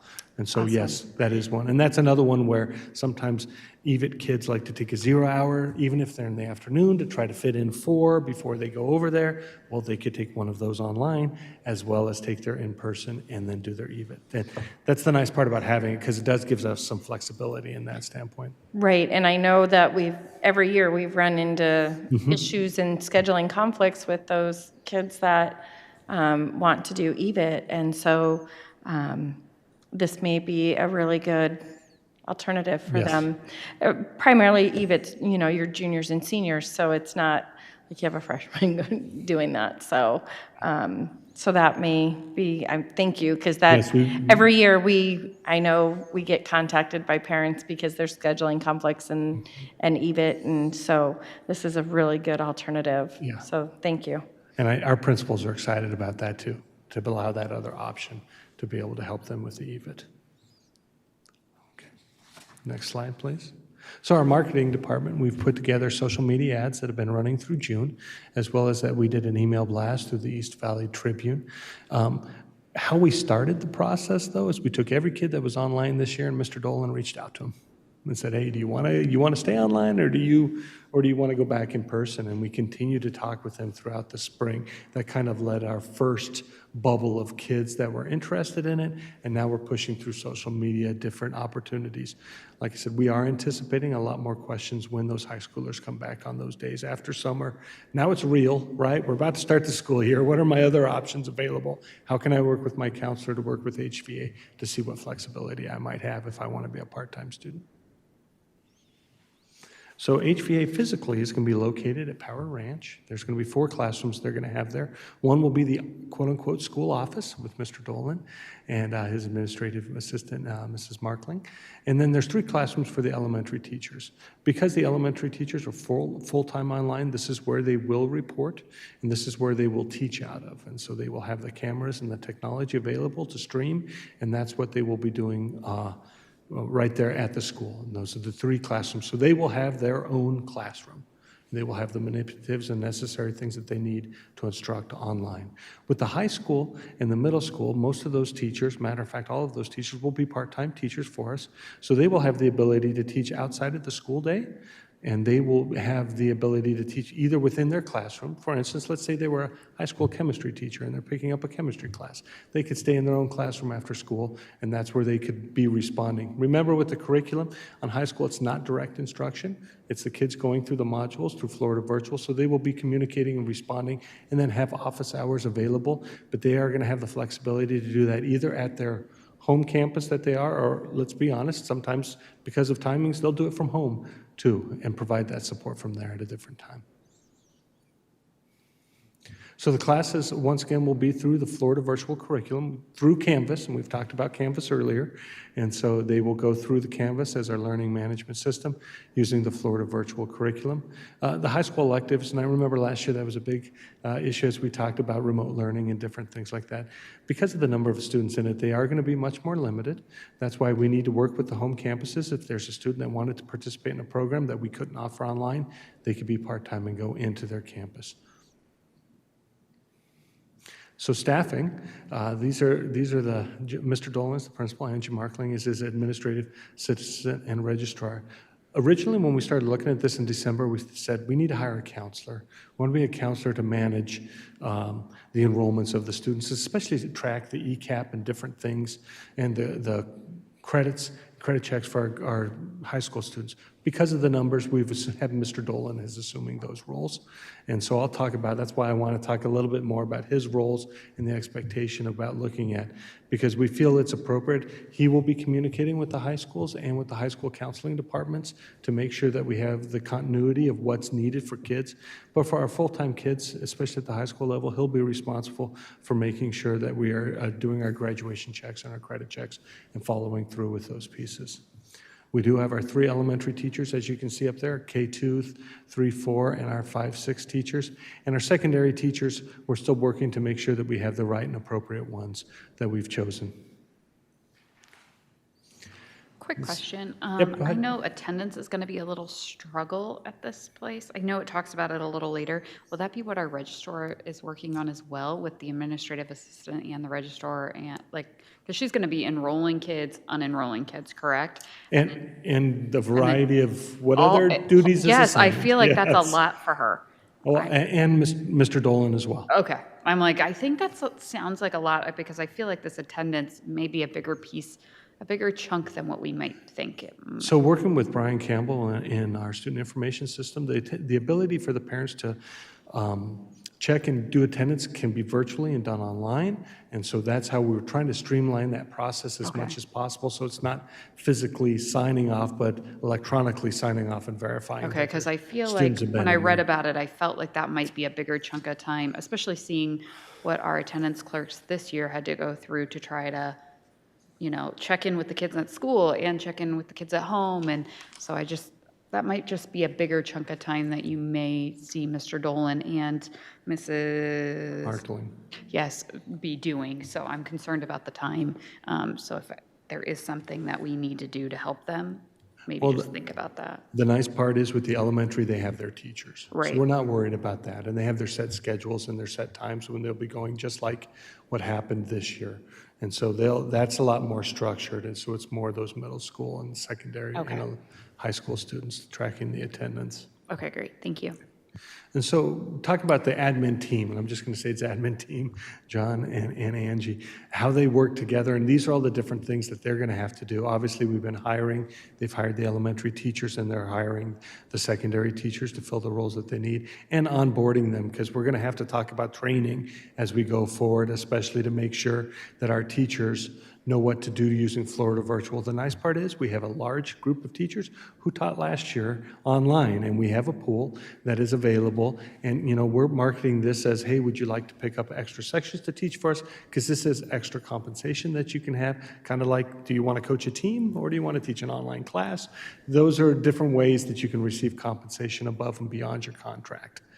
I think a huge piece that's going to jump this year that people don't understand is we have to ensure compliance with our Higley accredited online institution. It's called our AOI. It's our AOI plan that we submitted last year. We were approved. And so, but now we have a year where we have to go through and demonstrate what we put in the plan is what we're doing in person. And so we're going to have to collect the artifacts. We're going to have to make sure each of these pieces with the AOI, we're doing what we said they do. And at the end of the year, we're going to have to present to the ADE and so that we can continue on with our accreditation. And that's a very, very important piece that Mr. Dolan will be leading to go throughout. So besides all of the regular managing the instructional side of things, there's this compliance aspect of it that he will be leading as well.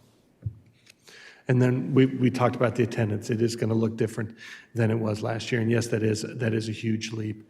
And I know that we've talked with other districts that have had existing AOIs already about best practices that they're using to track attendance. And honestly, what we're finding is a lot of it is contact. How can we contact them? Which is, why Mr. Dolan is already setting up that he'll make calls and do things like that. So we're touching base with parents to remind them we've got to sign off on that attendance piece for us, as well as that's going to allow us to have the conversations about tracking. Let's make sure your kid's advancing in the course, right? We can't just say, hey, you're online, and then go do what you do. We need to have weekly check-ins to see and make sure they're on pace. Quick question regarding the attendance piece. So since the parents are responsible for essentially signing off how many hours the kids are spending, is there a separate parent agreement that the parents have to, it lays out, this is part of being a virtual student. This is the parent's responsibility.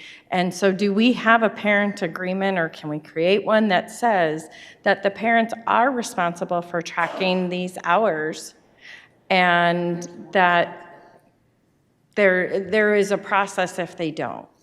So we have a specific handbook that we've put together, that Mr. Dolan's put together, that includes that information. I'll be honest, I don't know if I have a sign-off sheet on it or not, so we have a signature from them, but I know that is part of the presentation that we're providing to the parents. So that is a suggestion. We'll go back and look at So it. high schools already have So they know the expectation. we sign every year.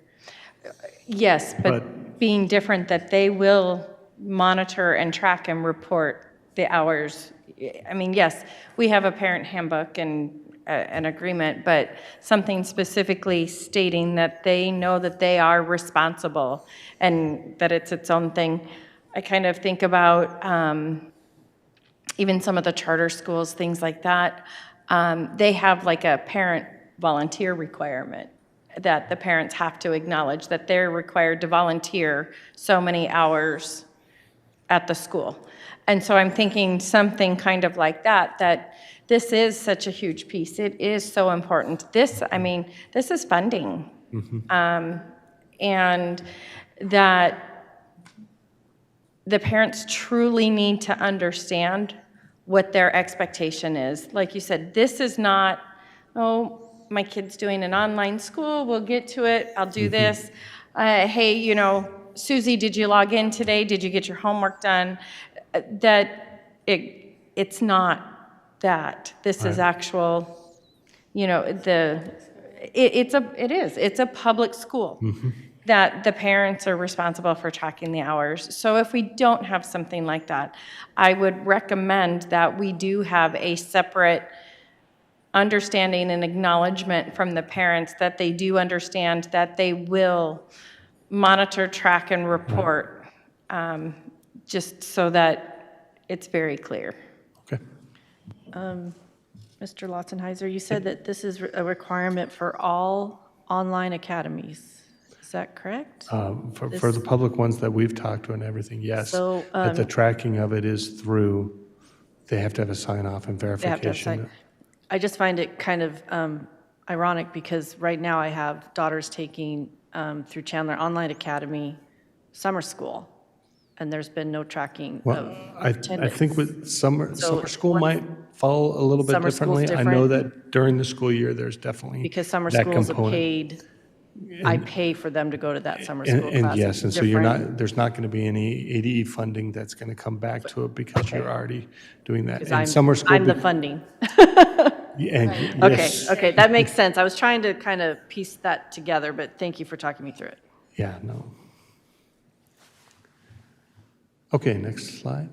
Once again, we have to, the administrative team monitor and evaluate the teacher effectiveness, and this is the communication that Mr. Dolan is having with those teachers. He's directly responsible for the 3 teachers that, elementary teachers are that, as well as monitoring the progress and checking on the teachers who are teaching our secondary schools using our evaluation tool. Now, their formal evaluation, if they're a part-time teacher, will still come from their brick and mortar teacher. But we will look for effectiveness as we track throughout the year, and that's Mr. Dolan's responsibility.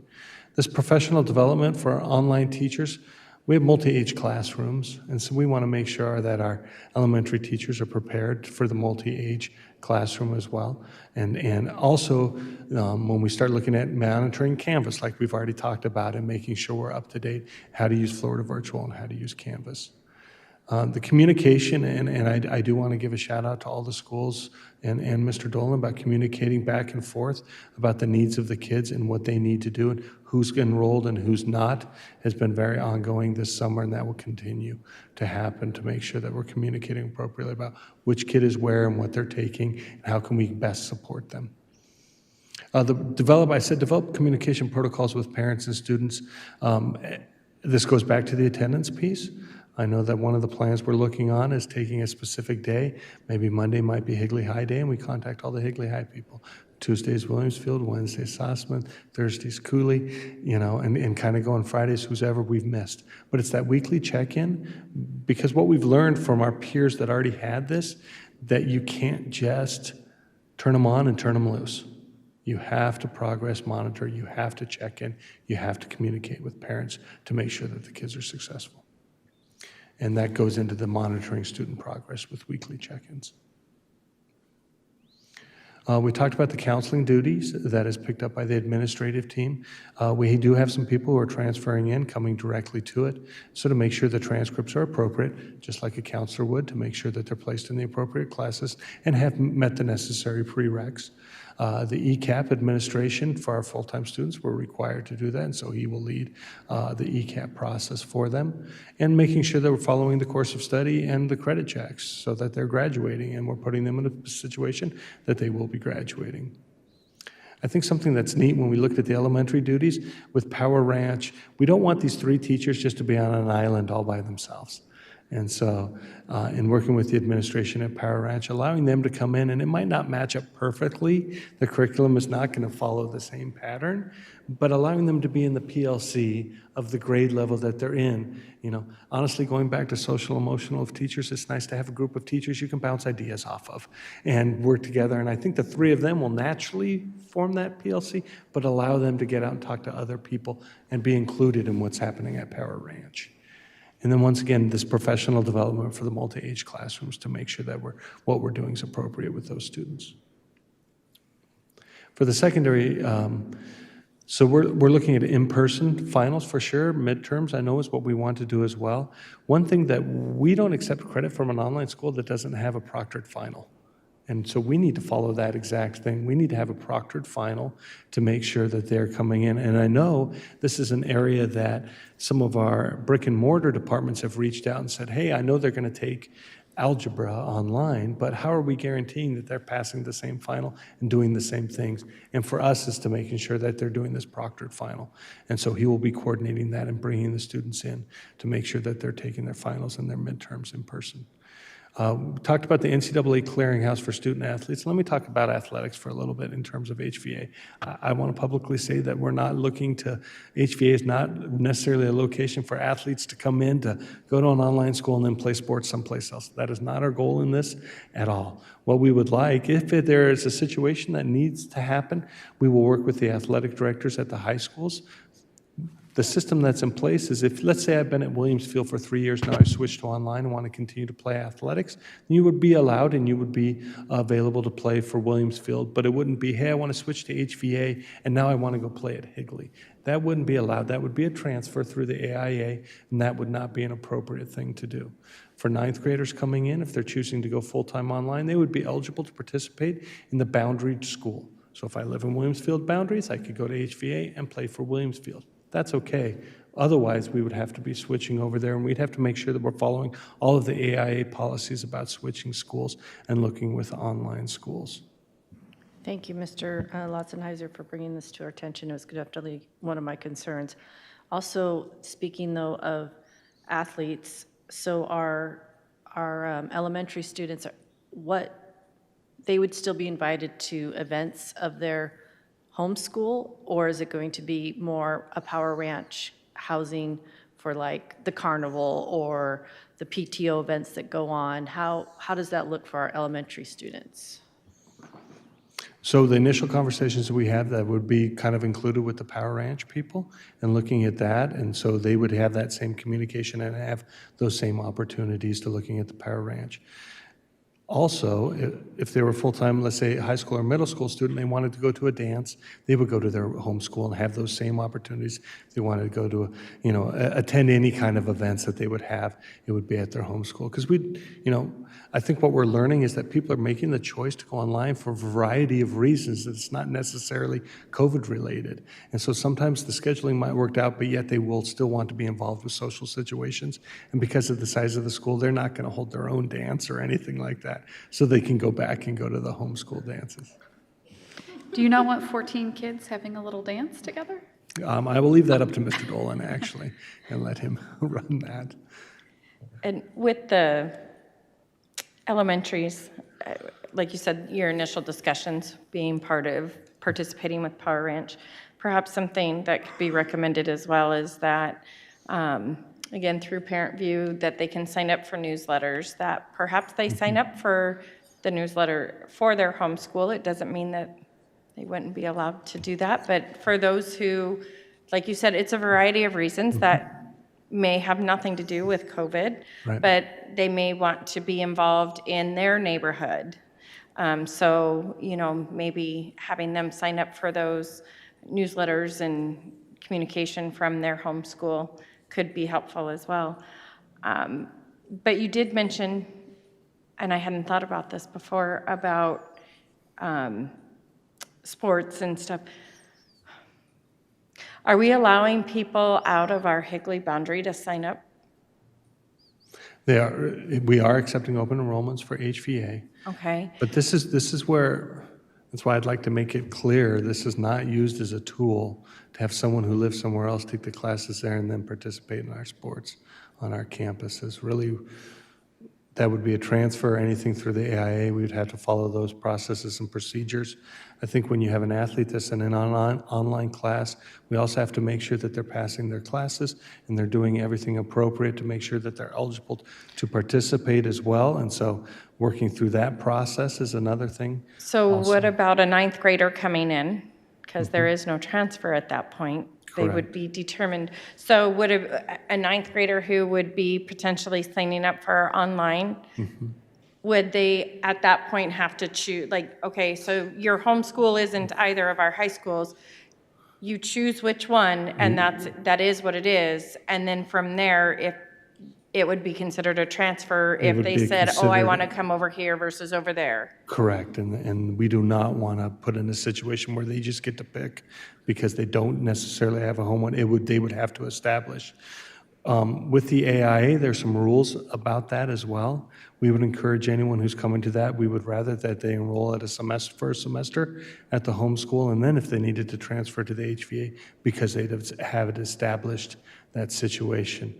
The AIA rules for eligibility with the online schools, there's a specific section with online charter schools that is much more specific about those rules, and I can update you in status about the more specificity, but it's a lot harder to become eligible doing that situation.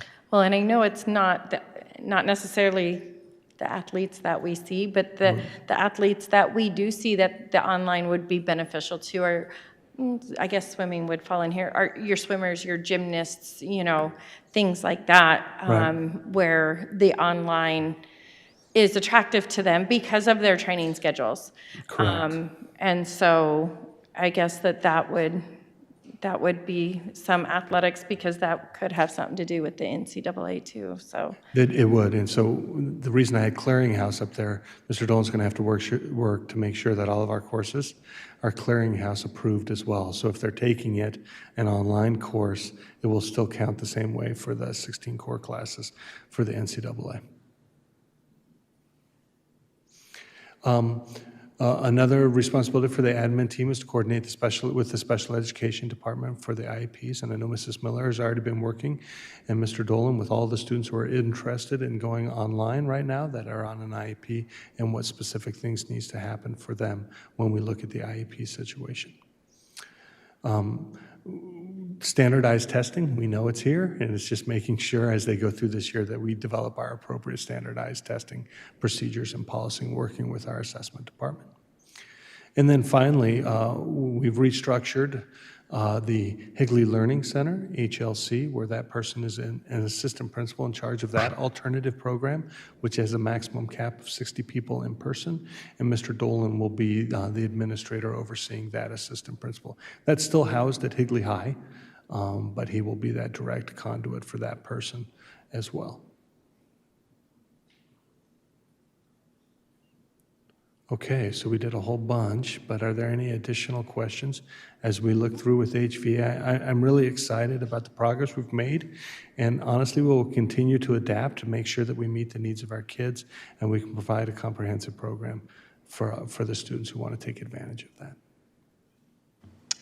I know you've mentioned that Mr. Dolan's been making phone calls and talking to parents, and it sounds like he's doing an excellent job at that.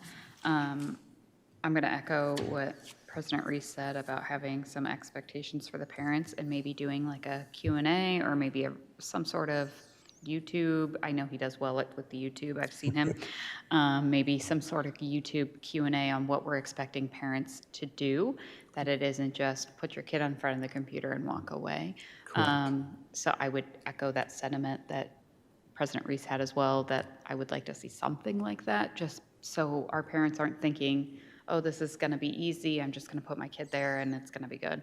I think most of our parents are pretty aware of that. I do too. But I do think having something in writing or in video form for them, especially when they're being asked to record the hours and checking off on that, that would be really beneficial, and possibly doing some sort of Q&A, even live, where he's able to answer questions for people. I'm sure he's doing that on the phone in an individual basis, but it might be good to be able to do a community forum where if anybody wants to, find out more about our HVA, they can come, even though they might not be interested in it this year. They might be thinking about it down the road for their gymnast or their swimmer. It might be a good idea. So that would be my thoughts on this, because, wow, that's a lot of information. But thank you. All right. Thanks for stepping up. I know Mr. Dolan's on a well-deserved vacation, so, but we needed this update as well. I think our biggest challenge this year, because a virtual academy has been talked about for several years, we ran into COVID, forced to go into the online distance, remote type environment. So I think our biggest challenge with launching this year is, one, understanding it's a separate school, like it's its own school. So it's very different than anything we've done. It's very different than the last part of 2019, 2020, the last part of the 2020 school year, as well as very different than what was offered this last year as opportunities. Although we still use Florida Virtual or their curriculum, it's not the same. So it is a separate school. This is whole brand new. And so I think that's where our biggest challenge right now is to make sure that there's that clear understanding, because we are rolling from kind of one thing into this other thing. And so that it is very different. It's its own school. We're launching a brand-new school, not just a new program, a brand-new school that Mr. Dolan's excited about on figuring out the mascot. And so essentially, we are launching a brand-new school. And so I think that's going to be the biggest challenge from a community understanding as well as our parents is everything stopped with what they knew and what was offered. It's not remote, it's not distance learning, it's none of that. And like you said, I think the other hard part would be is we ended up being very flexible and accommodating to families, although we said that there were certain times that they could move in and out of an online environment. We were accommodating and flexible to families and didn't necessarily stay the line with that. This is changing schools.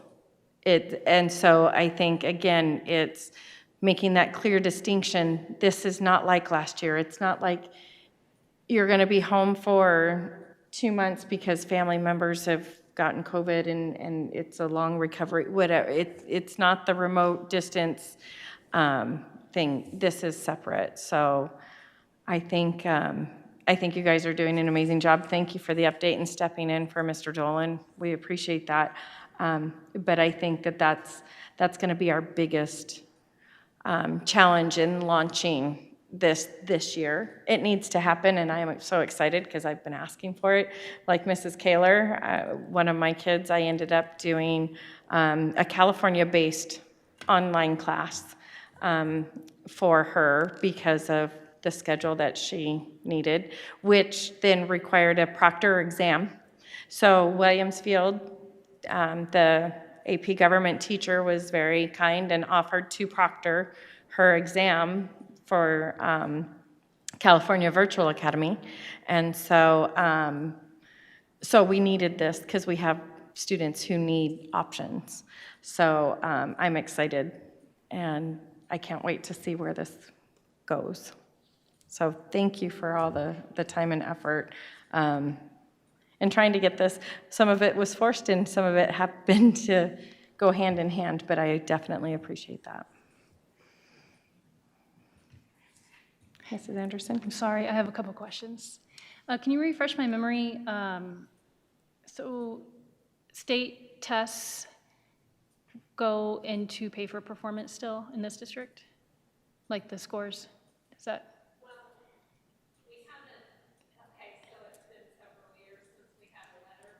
Yeah. You have to turn your mic on. Sherry, your mic. So sorry. Yes, Board Member Anderson.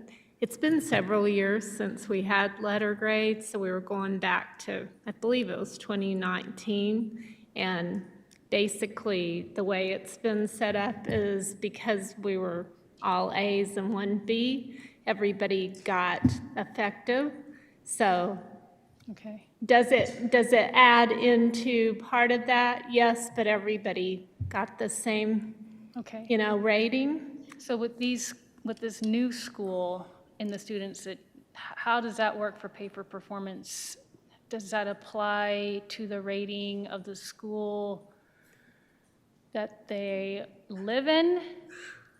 These are really good questions. Sorry. President Reese, Board Member Anderson. So it's its own CTDS number. So again, these students are registered to that school. So again, there is still the requirement on the amount of students who have to be tested. And obviously, that's one of the things that's continuing. The whole accountability formula is a whole interesting thing that the state is going to be tackling, but it has its own number, so if you will. Okay. Question?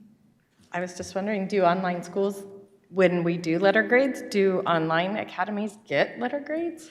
The requirement for testing will be there. I don't know whether or not they get letter grades because of the number of students that it impacts. Usually they don't. And again, the whole accountability formula is one of those things that is also being revisited this year. You know, what's really interesting is schools were getting letter grades, but you know, this is so interesting because when we look at things like that are legislatively required, like move on when reading, the requirement of plans being turned in, it alternates every year legislatively, but it alternates legislatively back to 2014 when they gave district letter grades, which they haven't in a long time. So this is one of those things where sometimes the legislation and the accountability are not always in line with each other.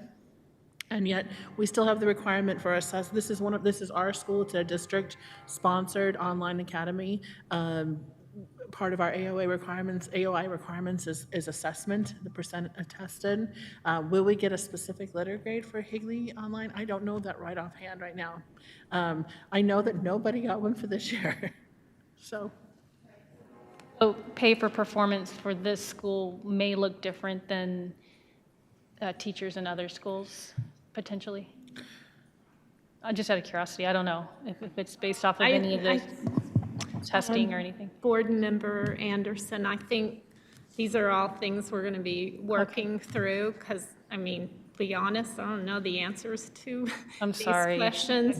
But I'm glad you're bringing it up because I don't think that we've gotten that far down the road yet, and we're going to have a brand new test this year as well.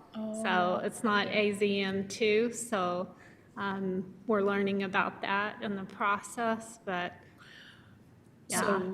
So to speak to that, one of the things that we'll do is we'll provide an update for you on our pay for performance. We'll talk about assessment. Actually, we're kind of excited because in July, we'll be bringing you updated assessment information on how our students did this year on testing, even though they won't be receiving, getting the accountability formula. Again, we're not taught there. We won't be worried about that, but we're looking at our results on how our students are doing, and we'll provide additional updates.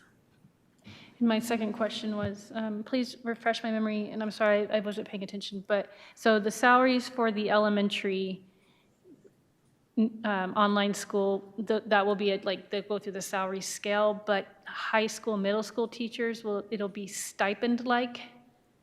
They'll have like their salary plus like a 6 or 6. Correct, it's Okay. it's per pupil, depending on the number of kids on the class. And so one thing we're looking at, for instance, in math, let's say I only have 10 kids in one class and 5 in the other. If the teacher's willing to teach both of those, then they're up to 15 students, and they'll be paid per pupil. Okay. And then, so with this part-time enrollment, so that means there will be students enrolled in multiple schools in our district. Is that correct? So is that how that works? Am I saying it wrong? Correct, they would be concurrently enrolled, yes, in the HVA for a period, and then 5 periods at Williamsfield or Higley. And if they do EVIT, potentially 3 different schools? Because of the EVIT. Wow, okay. So as far as transcripts and all that, they'd have to pull transcripts from all schools for their needs. Okay, thank you. No, Back to, oh, sorry. Board Member Anderson, obviously our transcript will be tracking that, so their transcript would show how we're tracking their credit. For instance, when they do their, if you're going to college, your Higley transcript would track your where you were from and where you got your credit from. So was it HVA, was it Williamsfield, was it EVIT? It would all be on our transcript. Maybe this is a school board 101 question, but I thought that pay for performance was based on, was paid unless that particular teacher was on an improvement plan. Is that not correct? That is correct. I was just drawing the correlation to how it was related to letter grades, school letter grades in the past. And so they all do get an effective unless there's formal discipline or put on an improvement plan. So that's correct. Okay, so if the letter grade drops or it's different than an A, B, or C, that does not affect how much, what percentage, or how much they get it all. Well, your results-based funding, remember, the results-based funding is a different funding.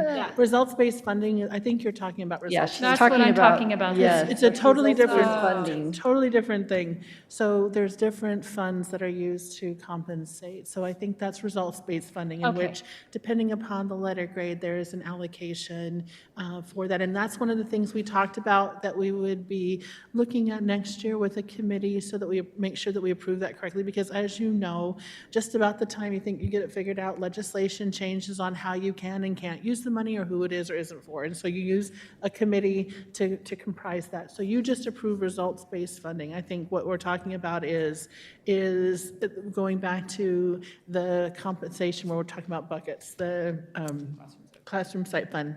That's what we're talking about. Yep. Different funds that all contribute to this, which is easy for confusion. And Mrs. Anderson, when we approved that, that was for 2018. So results-based funding, if it's, I mean, we're going to be a couple years in before HVA is even part of that conversation. Does that make Correct. sense? Because it was retro to what the grade level was from 2018. And we're voting on that in 2021. So we have a few years Correct. to figure this out, I do believe. Sorry. Or unless they change it this year and it goes to 2019 or 2020 to 2020. President Reese, They could do anything. Taylor, well said. So, yeah, yeah, well said. Yeah.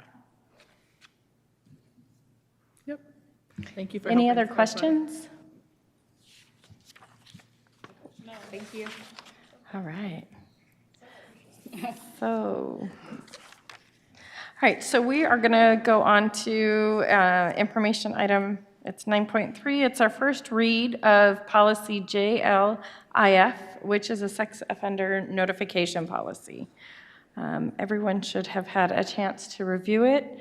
I don't know that there's anything that needs to be presented on this. This is an ASBA policy that we have also had reviewed by our attorneys as well. So this pretty much is following the ARS law. We didn't have one before. So as our policies update, as we are in our first read, does anyone have any questions to our policy? All right. So then we're going to go on to our action items.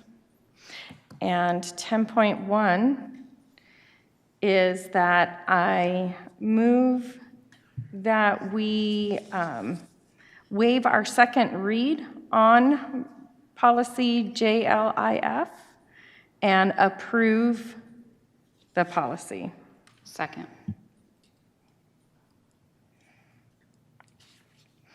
And like we just said, we had not had one in place. We've worked with legal counsel to amend the ASBA's recommended policy. Any other questions regarding this policy or waiving the second read for it? All right, all those in favor? Aye. That motion carries 4-0. So we will go on to 10.2. And I move that we approve the, sorry, I'm trying to read two different things. I move that we approve the food program permanent service agreement renewal with the Arizona Department of Education fiscal year 2021 to 2022. Second. Is that you? Okay. Any questions regarding this agreement? All right, all those in favor? Aye. That motion carries 4-0. All right. Thank you for staying, in case there were questions. Appreciate you. Future agenda items.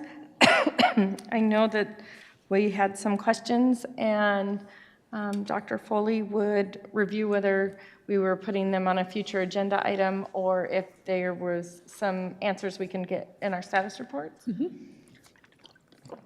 Is everyone okay with that? Yes, however. Either in the status report? Yes. President Reese, I have something for the future, and this could definitely be in your status report, is I would like to know, there was a few teachers have come to me asking about the start of the day at their elementary schools, and that we give some autonomy on how those schools start, if there's a slow start, if there is recess before school or not. I guess there's differences in all of our elementary schools. This is not a board decision that those are made. That is a site decision and cabinet decisions. I would just like to see which schools do what, and just kind of know for the information, because I know they're different. So just an information item in your status would be awesome. Thank you. Happy to do that. Any other future agenda items? All right. Well, with that, I move that we adjourn. Second. All in favor? Aye. Aye. Have a good evening and the rest of your summer. We'll see you right before school starts.